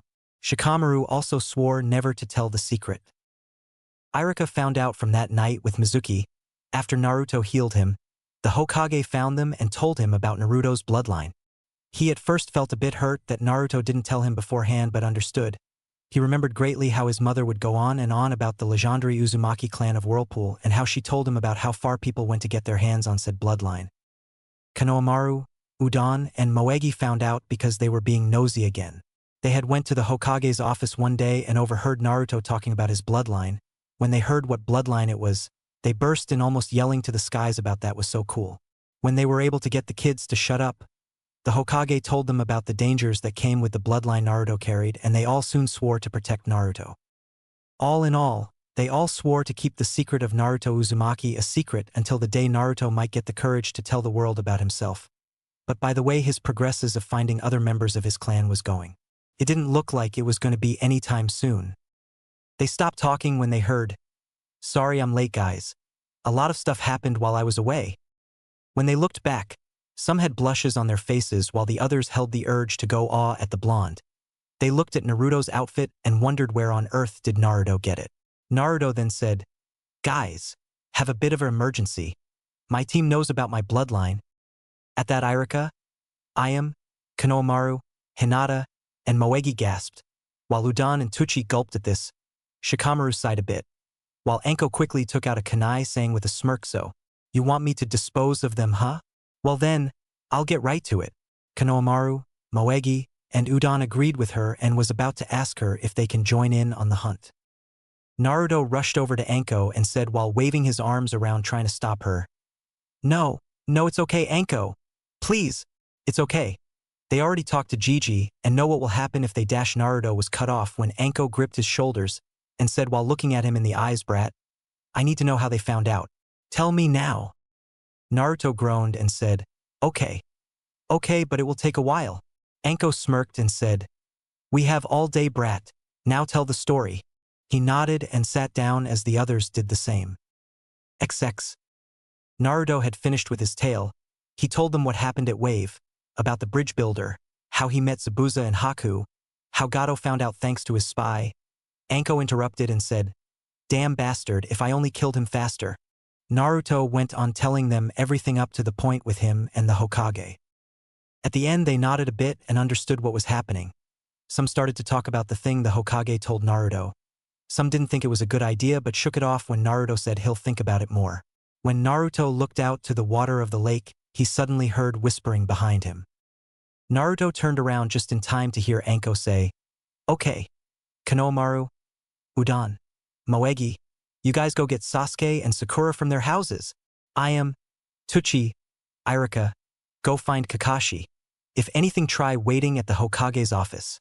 Hinata, Shikamaru stay here and guard our little water dancer, and I'll go get Ibiki and tell him what's happening and then we'll go get this Zabuza and Haku.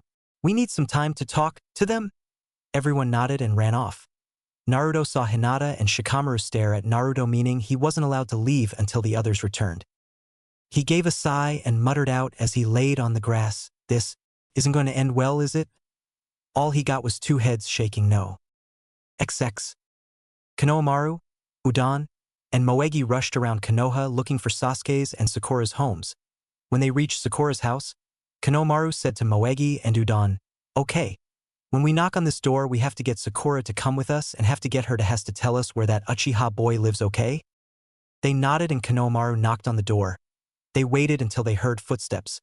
When the door opened they saw Sakura in a pink summer dress and red undershorts. She looked at them and asked out, "Yeah." Konohamaru stared at her before yelling out as he pointed at her, "Get her!" And in a flash, she was jumped by the three kids. XX. Haku stared at Zabuza as they left the Hokage tower. He then said, "Zabuza-san, do you think they'll allow us to stay?" Zabuza looked down to Haku and said, "They will more or likely let us join Haku. You are last of almost dead bloodline and I have many secrets from Mist. But what I want to know is what made you ask the Hokage if we can become Konoha-nin?" Haku blushed a bit and said something Zabuza didn't hear. He then caught on when he heard the name Naruto come from the younger boy. He nodded and said, "You're worried about his safety, aren't you?" Haku stared up and nodded saying, "Me and him are a lot alike. Sure our bloodlines are different but not by much. I thought that, In all my life, I'd never met anyone who was like me, but now that I have. Haku stopped when suddenly two people jumped in front of them. One was a woman with purple hair and pale skin. The other was a man with scars on his face. Zabuza stared at them and had his hands on his sword for a moment. Haku was reaching for his needles, but both stopped when they heard from the guy, Zabuza and Haku, I presume? Haku and Zabuza looked at each other before Zabuza said, "That's right." They saw the woman pull out a kunai as she said while twirling it around her fingers. "We need you both to come with us. And don't you even think about running away." Zabuza sneered a bit and said, "And why should we?" Anko smirked a bit and said, "Because we can take you to Naruto Uzumaki." Haku's eyes widened a bit while Zabuza held a bit tighter on the handle of his blade. Anko smirked a bit and said, Now, don't get too hasty, Zabuza, we're his friends. Got it? I just need you both to come with us, we have things to discuss." Haku gulped at the smile she gave them while Zabuza eyed them as Ibiki sighed at Anko's strangeness. XX. Okay. Where does the Uchiha live, Haruno? Sakura glared at the Hokage's grandson and his friends. She then said, "And why should I tell you? You guys just jumped me, and now you're holding me hostage." Udon sniffed as Moegi said, "No, we're not." Sakura glared at them and snapped at them saying, "Oh, okay. But then why are there ropes around my wrists and you guys holding the other side of the rope leading me like I'm a dog?" Konohamaru gave her a glare as he said, "Tell us where the Uchiha lives." Sakura then said, "And why should I?" Konohamaru smirked a bit and said, "Because we're taking you and the Uchiha to Naruto ni." Sakura raised an eyebrow as she asked surprised, "Naruto? What the he dash?" She stopped when someone asked her name out. Sakura. What the hell is going on? Sakura, Konohamaru, Udon and Moegi looked up in front of them and Sasuke standing there with a mild surprised look. Sakura only said, "Oh, Sasuke-kun." Konohamaru smirked and so did Udon and Moegi. They looked at each other and Sakura noticed that look. She then said to him, "Run, Sasuke-kun, run." Before Sasuke could ask why, he suddenly heard, "Get him!" And it was then he was suddenly jumped by the three kids. XX. Irika, Ayam, and Tuchi stared at each other as they waited for the Hokage to get done talking to Kakashi. They had entered right when Anko and Ibiki had left with Haku and Zabuza. They knew they needed to get Kakashi and go to the spot. When they heard the door open, they saw Kakashi coming out. Kakashi looked up for a moment as the door closed and he said, "Oh, Irika, Ayam, Tuchi, do you need to talk to the Hokage?" They shook their heads no and rose from their seats they had sat on while waiting outside of the office. Kakashi gave a eye smile as he said, "Oh, then what are you waiting for? I'm sure Naruto had went off to see you guys already, knowing how much he talks about you, Irika, and how much he loves the ramen Ayam and Tuchi makes. He likes talking about you guys non-stop." The three blushed at the info, but Irika said, "We need you to come with us, Kakashi. It involves Naruto, a very important thing about a whirlpool." Kakashi's eye smile faded a bit. He stared at them before asking in a low voice, "You know about it, huh?" Irika nodded and so did Tuchi and Ayam. Ayam then said, "Naruto-kun is waiting. Please follow us." Kakashi waited before nodding and watching them start walking. On the other side of the door, the Hokage only said, "I hope Anko and the others don't scare them to bad." XX. Anko and Ibiki waited outside the cave entrance with Haku and Zabuza. Both kept their eyes on the two jounin while their hands stayed on their weapons. They waited for a while until Zabuza asked, "How long are we going to wait here?" Anko smirked and said, "Not too long, we have to wait for the others to come." Haku then asked out, "Others?" His question was answered when they heard footsteps coming to the cave. They all turned and saw both Sasuke and Sakura tied with ropes around their wrist and tape over their mouths. They looked to the ones hold the ropes as Konohamaru said, "Now don't you dare of thinking of escaping. Naruto ni showed me and the others how to tie these ropes, so it's not going to be easy."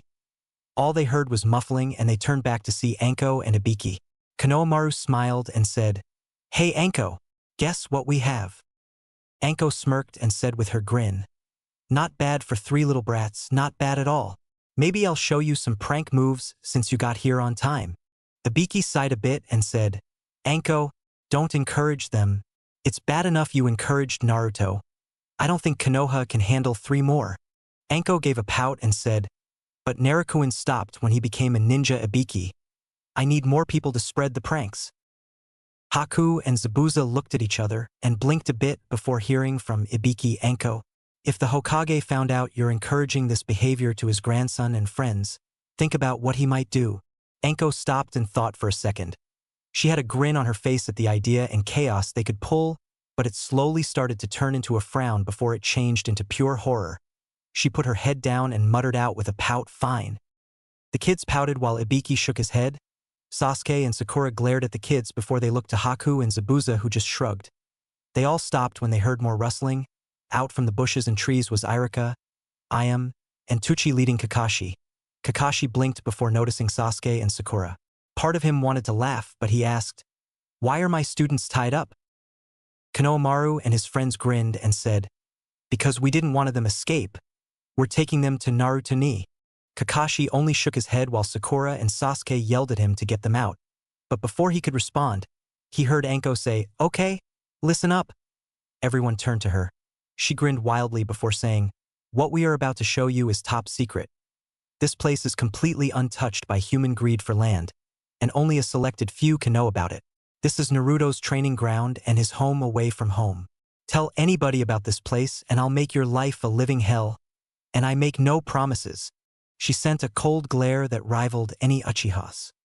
Those that didn't know Anko that much gulped while the other sighed or nodded with her terms. She turned back to the cave and started walking in, and the others followed right behind her. XX. They walked for a long time, and those that didn't know this place was lost in their own minds. Sakura was thinking, why would Naruto train in such a cold and dark place? Kakashi was thinking, how on earth did Anko and Ibiki know of Naruto's secret? Haku was worried and kept his eyes on the woman who kept smirking. Zabuza kept his eyes on Ibiki, while Sasuke was thinking, how on earth did those kids tie him up? They stopped when they saw a light shining in front of them. They stared at the exit of the cave before the light blinded them a bit. When the light faded and their eyes got used to it, they saw one of the most beautiful places they had ever seen. Haku was in shock that such a place was there. Zabuza only muttered a few words like "unreal" and "no one has ruined this place." Both Sasuke's and Sakura's eyes widened at the beauty of the place as birds soared around them. Kakashi nearly dropped his book in surprise. But they snapped out of their daze when they heard from Anko, "Pretty, isn't it? Naruto told me he found it one night because he was exploring the forest. He showed the Hokage and Naruto deemed this place as his home away from home." Anko smirked softly before saying, "Come on, the brat must be getting bored." Anko jumped down the stone steps and the others walked down them. Those that were new to the place were in awe of the beauty and peace of the place. They snapped out of their daze again when they heard a familiar voice say, "Okay, ready for the next part, guys?" They looked to the lakeside and noticed Naruto standing up. He was holding a water ball in his hand, and sitting on the ground was Hinata and Shikamaru. Sasuke and Sakura were surprised to see two of their old classmates in the secret place. Everyone then forced on the blonde again as he moved his free hand over the ball of water. In a flash it broke into pieces of droplets of different sizes. He waved his hand again and they became ice crystals. Everyone watched the ice crystals stay above in the air. When Naruto raised his hand up, the crystals shot up and they got into a strange line. When the sunlight hit them, they created something some didn't see before. A line of different colors appeared all around them. It was like watching a wave of colors go around them. It was then they heard Zabuza say, "Amazing, it's like looking at the aurora lights." The colorful show stayed for a while as Shikamaru and Hinata clapped. When it disappeared, the crystals melted and fell on them like small raindrops for a second. Naruto smiled as he felt the water hit his skin, and then the wind began to pick up. Water and wind. To him it was a perfect mix. He had always loved both in his heart. He snapped out of his thoughts when he heard footsteps behind him and someone saying, "Awesome show, brat." Naruto turned around and saw Anko, Ibiki, Konohamaru, Moegi, Udon, Tuchi, Ayam, Irika standing there with Zabuza, Haku, Kakashi, and a tied-up Sasuke and Sakura. Naruto held back a sinker for a second and said, "Hello, Anko." Iguis. Naruto kept staring at Sasuke and Sakura. He then asked, trying to hold back another laugh, "Why are they tied up?" The only answer he got was Anko, Konohamaru, Udon and Moegi grinning and Sasuke and Sakura muffling out the answer. After Naruto had untied Sasuke and Sakura, he said, "Sorry about Konohamaru and his friends. They're a bit eccentric sometimes." Sasuke glared for a moment and said, "A bit?" Naruto only sweat dropped for a moment before Sakura asked out, "Okay, why are we here?" Naruto looked to Anko, who glared at the rude pink-haired girl. Naruto looked back to Sakura and said, "Sorry about this, guys, but Anko needs to talk to you guys for a while. It's all her idea, not mine." Kakashi made a upside-down U with his eye and said, "About what?" Suddenly, a evil aura surrounded Anko, and she stood right behind her favorite blonde brat, saying in a protective manner, "How about the fact that you all know about his secret?" Sasuke stared wide-eyed at the aura around the woman while Sakura freaked out and eep away. Haku cringed at the aura and Zabuza raised an eyebrow.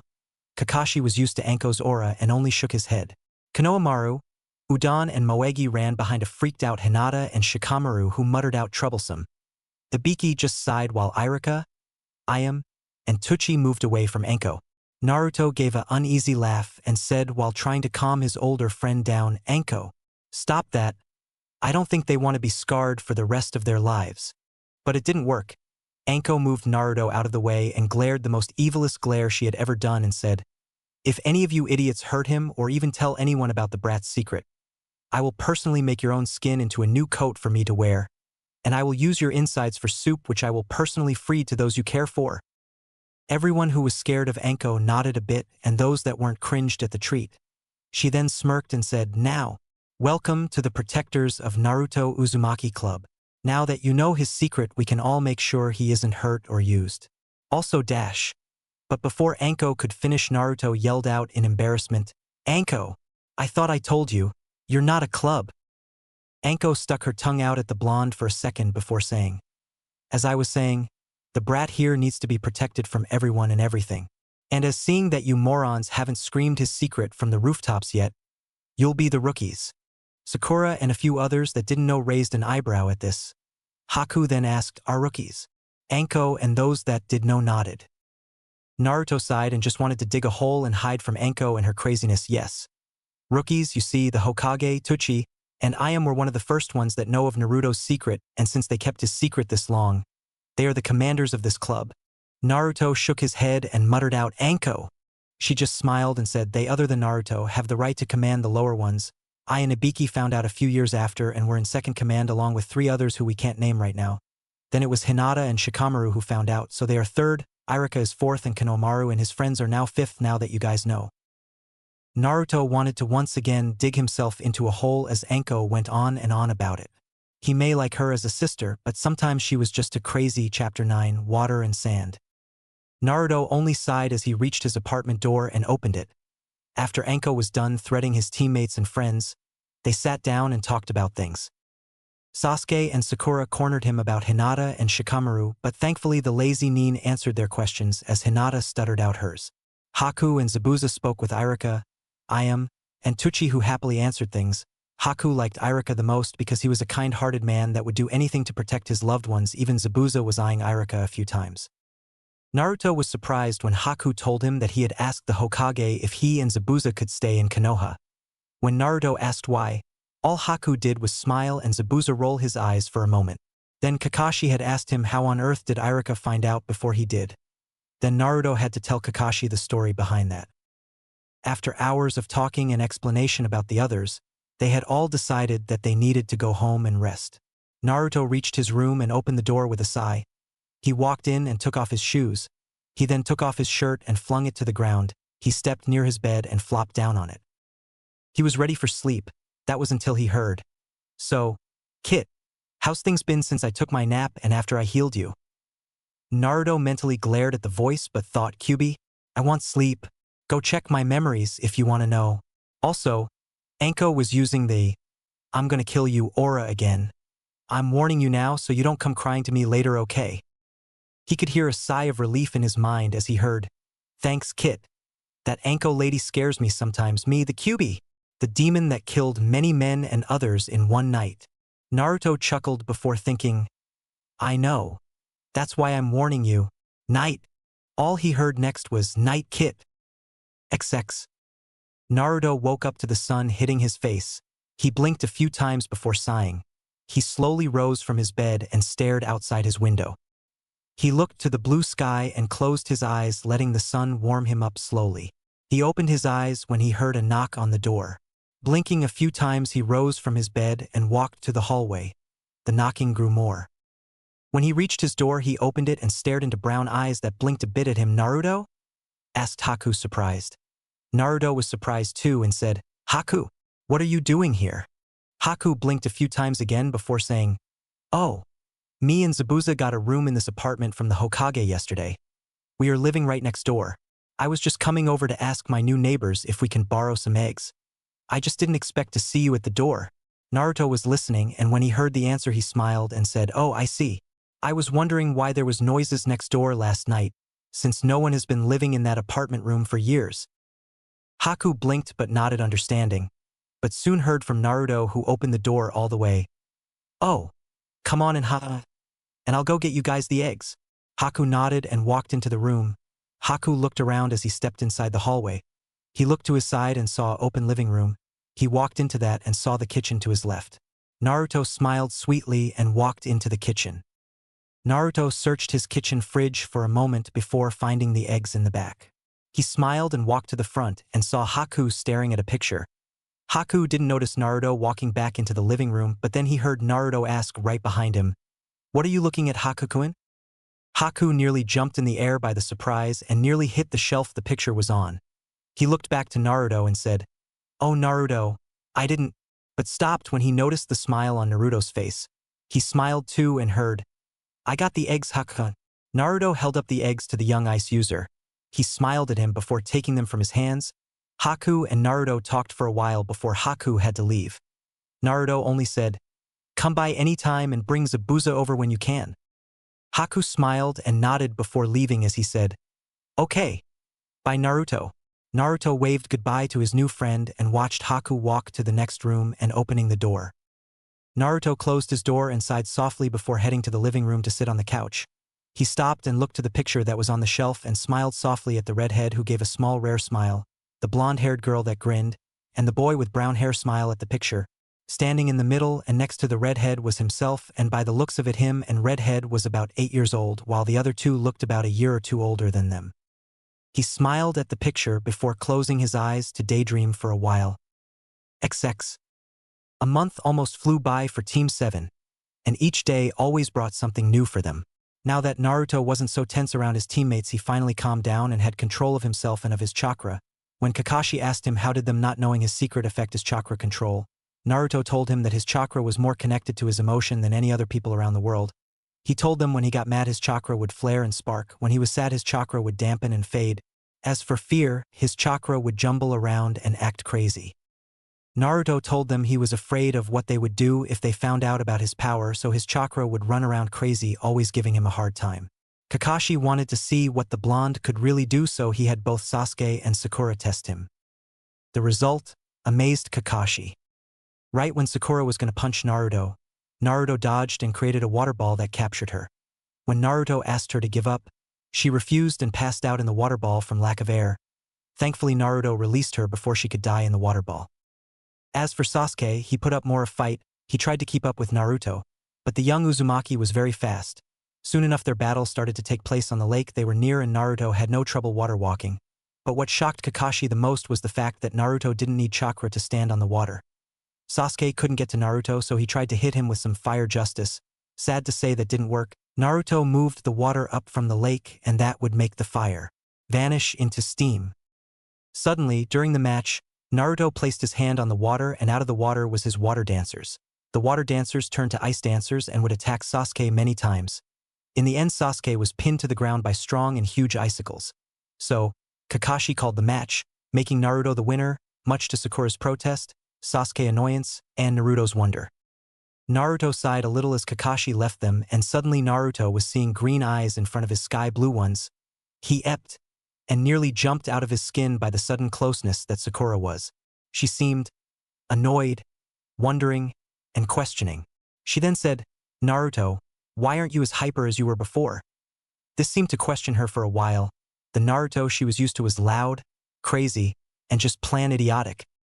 Naruto raised his hands up and said, Sakura-chan, I told you before that the Naruto from before was like a mirage.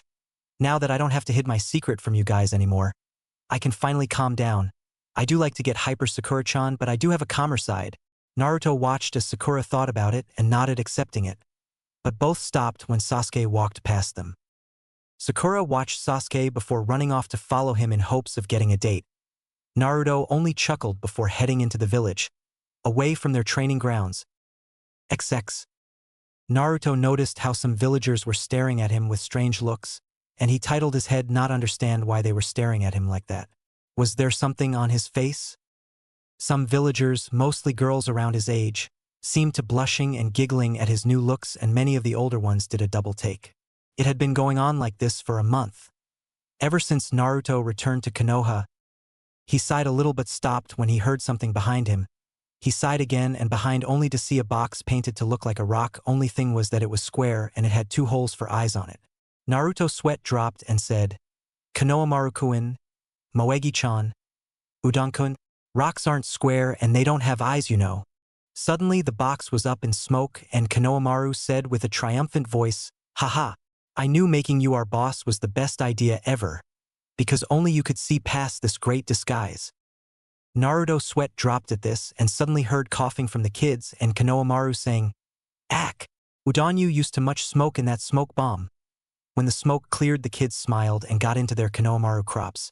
Booze. Naruto laughed a little at how they were trying to act cool after what had happened in the smoke, but said, Okay, what do I owe this visit today, huh guys? The kids giggled and Moegi asked, Naruto-ni, come play ninja with us please? Naruto was going to answer that but stopped when Sakura, who was looking like a zombie, said, What's the point of a ninja playing ninja?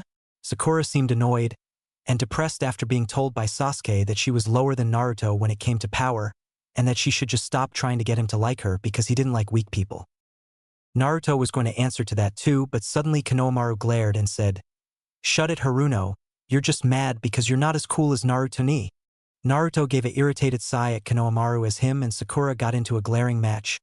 Moegi looked back and forth from Sakura and Konohamaru like it was a tennis match, while Udon gulped at the lighting surrounding the two. Soon enough Konohamaru and Sakura got into a yelling match with each other, and Naruto, Udon, and Moegi sat down to watch it with wonder. Suddenly, Konohamaru yelled out, You're nothing but a flat-chested girl that's nowhere near or even close as cool or strong as Naruto-ni. That was it for Sakura. She suddenly hit the poor boy on the head with her punch, sending him to the ground. In a huff she turned around and stomped away. Moegi and Udon ran to their friend in a flash and Naruto hanged his head with a sigh at this, but looked up to see Sakura still walking away. He shook his head but froze when Konohamaru got back up and said as he held the bump on his head, That ugly, wide-forehead girl. Is she really a girl? He too froze when he saw Sakura stopped and start to look back at them with an evil aura as her teeth looked snarled at them. Konohamaru, Udon, Moegi, run, Naruto said as he paled. They were a little bit froze for a moment before jumping up and running down the street with Sakura chasing after at fun speed. The kids and Naruto ran down the streets and turned sharply, just trying to get away from Sakura, who charged at them at full speed. Naruto looked back for a second before hearing Konohamaru bump into someone. He turned back and stopped. Standing in front of him and the kids was a boy wearing all black and looking like a cat, and blonde-haired girl with a large fan. Naruto watched the boy glare down at Konohamaru, who was on the floor looking up to him. The boy in black spoke. That hurt you, brat.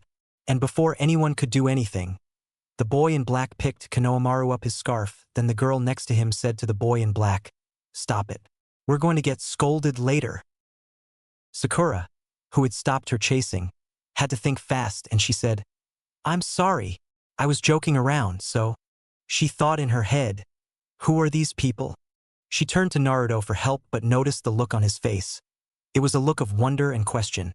She nearly hit her head on the fence as she thought, What the heck? He's just standing there with a lost puppy look. Why isn't he helping Konohamaru? Naruto kept watching for a moment before his eyes widened. A smile went on his face and he said with almost glee, Temarine. Kankuro ni. I knew I recognized that messy hair and painted face. Suddenly all eyes were on the blonde boy and both Temari and Kankuro yelled out in surprise and happiness, Naruto Tudo, is that you? Konohamaru was now confused as much as his friends and Sakura. Boss? He asked out before Konohamaru stopped and looked down to the kid asking, "You know Naru?" Konohamaru nodded and said, "Yeah, he's my boss. My rival and leader." Konohamaru blinked a few times before saying, "Shit kid. You should have told me sooner. If you're a friend of Naru's, then you're okay in my book." Right when he put Konohamaru down, Tamari ran over to hug the other blonde who smiled at the hug. Tamari happily hugged him and said, "My God, look at how much you grew, kid. The last time I saw you were as small as those kids. And look at your cool outfit. I would have thought you would be wearing an orange jumpsuit that screamed, 'I'm right here, you know.'" Naruto chuckled at that before Kankuro walked over with a grin saying, "She's right, kid. You grew, but you're still smaller than me, you know." Sasuke, who was watching from a tree near them, jumped out and landed near Sakura, who didn't notice him. He folded his arm and put the rock he had in his hands on the ground and watched this scene. Naruto rolled his eyes a bit but smiled at Kankuro, but stopped when he looked up to a tree near them and smiled. Suddenly he said, "Garani, long time no see." Suddenly everyone looked to the tree, and true to Naruto's words, standing upside down on the tree was Gaara of the Sand himself. And Gaara is older since he was born in January and Naruto was born in October. So Naruto calls him Garani. Also, unlike Temari and Kankuro, Gaara calls Naruto Otuda-san. It means the same thing as Otudo, but I guess it's a sign of respect or something. Kankuro froze for a second and thought, "Fuck, he saw me picking a fight with that kid, didn't he?" Temari grinned to herself and thought to herself as she started to hug the daylights out of Naruto. Kankuro is so going to get his ass kicked for what he did. Ah well, at least Gaara will be in a good mood since he's going to see Naru Otudo today. The kids thought, how on each does Narutani know these guys? While Sakura thought, what the hell is going on here? And as for Sasuke, what? I was just up there, and I didn't sense that guy at all. And yet Naruto just glanced up there and saw him. Gaara's arms were folded and he looked at them before saying, "Kankuro, I will deal with you later." Kankuro mentally cried at what dealing Gaara was going to use. Gaara glanced at his sister and said, "Tamari, let go of him. He's turning blue again." She did as she was told. Naruto smiled gratefully at his red-headed friend before suddenly being picked up and sitting on a wave of sand. Naruto blinked a few times before finding himself in front of Gaara, who said with no expression on his face, "It's been far too long since we have last spoken to each other, Naruto Otuda-san." Naruto smiled brightly at Gaara and said, "Yeah, it has. It's great to see you guys again. I haven't seen you guys since I was 8. Chapter 10, Droplet Memories. XX. Alone, that's what he was meant to have, nothing but being alone. His brother and sister now feared him, his father hated him, and his uncle tried to kill him about a year ago, and he was now dead. Gaara, age 8, sat alone on a swing in the park and stared at the children who was heading into the park. But once they had noticed him, their eyes widened and they ran out screaming. He ignored them and looked around, noticing no one was in the park but him now. His mother spoke, "Ignore those fools, my little one. It's better to be alone. They fear you because of me and they are fools." Suddenly, though his mother's voice stopped, he was now confused but heard, "He's near." And before Gaara could ask his mother, "Who's near?" Gaara noticed something or someone was walking into the park area. Gaara watched as a boy with blonde hair walked slowly into the park. He was wearing a white t-shirt and orange shorts with normal shoes. He seemed to be around his age. He also seemed a little lost by the way he was looking around and by the look on his face, but he stopped looking around when he noticed Gaara sitting by himself. Gaara thought he was going to scream and run away like the others, but suddenly, a smile appeared on the boy's face and he ran over to Gaara. Gaara thought for sure his sand was going to attack or something, but it didn't. The boy grew closer and Gaara could now see the boy had strange whisker marks on each side of his face. Soon enough the boy was standing close to Gaara and he spoke, "Hey, name's Naruto Uzumaki. Can you help me?" Gaara stared into the most stunning blue eyes he had ever seen in his life. XX. "So Garani, has that idiot Shikaku been causing you trouble again?" Naruto asked with a pout and folded his arms.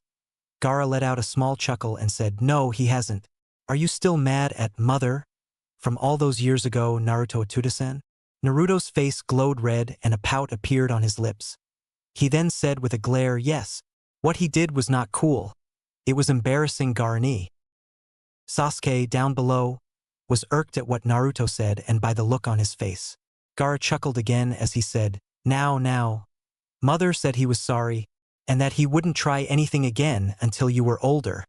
Naruto's face grew bright red and he nearly glared at the sand Jinchuriki. Both Sasuke and Sakura never saw Naruto act this before. It was like his emotions were running around crazy, and he had no control over them. They watched as Naruto blushed and glared at the redhead who was still upside down on the tree, before he said, Garani, I want you to tell that idiot Shikaku that I will not hesitate to harm him if he tries that again. It wasn't a threat, but a promise. Sasuke and Sakura just watched as Gaara chuckled softly and shake his head for a moment before glancing down at the Konohamaru crops. Sasuke and Sakura. He stared at them before saying in a very cold voice, You are friends of Naruto Tsuda-san, are you not? A scared nod came from them. That voice? It didn't sound right. Gaara ni. Naruto spoke softly, not liking the way he said that. Gaara glanced at Temari and Kankuro, who watched him nod, and when he nodded they did too. Gaara looked at them and said, If that's true, then you'll never betray him, because if you do, then I will not hesitate to kill you all. Everyone shivered softly and Naruto shook his head, knowing how protective his friend/brother was of him. Suddenly Gaara looked at Temari and Kankuro, saying, Me and Naruto Tsuda-san have much catching up to do. Meet us at the hotel when you are done. Apologize to the children, Kankuro. Temari, make sure he does. Both nodded and everyone watched as both Naruto and Gaara disappeared in a whirl of sand. XX. Garani, what was that all about? Naruto asked, not liking the way his friend threatened his teammates and the others. Gaara glanced at the blonde boy before saying as he looked out onto the rooftops of Konoha, Because they must learn that if they try to hurt you, I will not show mercy to them. Naruto sighed a bit before looking to the rooftops of Konoha along with Gaara. Both sat on Gaara and his siblings' hotel rooftop. They had reached the hotel not long ago and both went to the top to watch the village from there. Gaara looked out to the sun as it was nearing sunset, but before Naruto could respond a man appeared.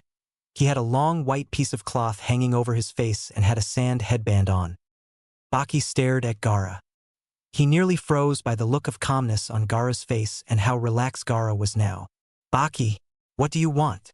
Gaara said, not liking the fact his time with Naruto was cut in. Baki looked at Gaara before saying, I was just wondering why you and your siblings ran off too in such a hurry. You all kind of ran off when we got into the village gates. His uncovered, I landed on Naruto, who was happily sitting next to Gaara. Gaara noticed Baki was staring at Naruto, and Gaara spoke up, Baki, this is Naruto Uzumaki, an old friend of mine when I was a child. Me and my siblings are closely connected to him, and when we heard the exams were being held in his home village, we were excited to see him again. Gaara looked at Naruto and said as he pointed to Baki, Naruto, this is my Jounin sensei Baki. Naruto smiled sweetly at Baki and said, It's nice to meet you, Baki. Baki nodded in response, not sure if what he was seeing was real. Was this boy really a friend of Gaara's? He watched as Gaara looked at him before going back into a conversation with the blonde. He nearly had a heart attack as he watched the blonde smile sweetly at Gaara and Gaara smiling softly at the blonde. Suddenly though, two more figures appeared. Temari saw Naruto and hugged attack him again, saying, Hi Naruto. Sorry it took us a while, those teammates of yours kept questioning us. Does that pink-haired girl live under a rock or something? She didn't know that the exams are being held in Konoha. Kankuro smiled and walked over patting Naruto's head saying, Yeah, and that black-haired brat kept asking me why did Gaara take you away from them. I didn't answer him because he's a stuck-up brat. Both of Gaara's older siblings stopped and asked out, Are they really your teammates, Naru? They act like idiots. Naruto's answer was an uneasy chuckle. Baki only watched as Temari and Kankuro began to talk to Naruto, making the blonde pout and smile. But the thing that nearly made him have a heart attack was when Naruto hugged attacked Gaara and Gaara actually smiled softly at him. Who the hell is this kid? Baki thought as he watched Naruto laugh and Gaara just smile softly. XX. Naruto waved goodbye to Gaara, Temari, and Kankuro as he walked out of their hospital room. It was nearing dark now and Naruto needed to go home and make dinner for himself. As Naruto walked quietly home, he closed his eyes and thought about how things were going different now for him, mostly around Konoha and his team. Even though he was getting treated a little better than before, he couldn't help but feel like something bad, something life-changing, was going to happen sooner or later, What that something was, he didn't know, but he knew it was coming soon. XX. Naruto got home just after the sun had set around him. He walked to his door and opened it. He gave a little sigh before walking into his apartment and unslipping his feet from his shoes. He needed to rest. He softly kicked the shoes off before walking around his apartment front room. He had just returned from Gaara's hotel and he had just seen Haku and Zabuza. Naruto had stopped by to say hello to the two who kindly let him into their apartment room. He went to the kitchen and made some dinner. It was ramen, he was too lazy to make anything else. Naruto sighed a bit before something caught his eyes. His answering machine message light was blinking, which meant he had a message. That's weird, Naruto thought as he stood up from the chair he sat in and walked calmly over to it. He looked at the flashing button before pressing it. A loud beep was heard and the automatic voice spoke out in the room. You have 5 new messages. Message 1. Naruto, pick up. It's me, Temari. Come on. I just want you to know me and my brothers are in Konoha for the exams, and we really want to see you. I'm using a payphone right now. Man, I bet you're training right now, aren't you? Naru, pick up. Fine. Well, anyway, bye Naru. See you soon. Time. 9:30 a.m. Naruto blinked a few times before coming up with the collusion that she sent this message when he was with his teammates and was away from the house, and since he didn't come home until now, he didn't hear it until now. He shook his head at how Temari was so excited to see him again. Message 2. Naruto, it's me, the old man, we need to talk tomorrow. I have gotten a message from Gaara, you know that boy you grew close with when I took you to Suna with me. We need to discuss something very important tomorrow morning and I need your help. Time. 10:45 a.m. Naruto blinked again, it sounded important but the Hokage did say tomorrow so it shall be. Message 3. Boss, pick up. Where are you? Are you okay? Why did that scary redhead take you away, boss? Time. 5:40 p.m. Naruto cringed and was sure most of the apartment was awakened by that yelling from Konohamaru, Udon, and Moegi. Ow, that hurt. Message 4. Naruto, pick up. Answer your phone, you dope. I want answers and I want them now. Just who was those sand ninjas and how the hell do they know you? Time. 5:45 p.m. Naruto blinked confused. Why the hell did Sasuke just call him? He never gave the Uchiha his number, so how the hell did he reach his house? Before Naruto could continue his thoughts, the message went on to the last message.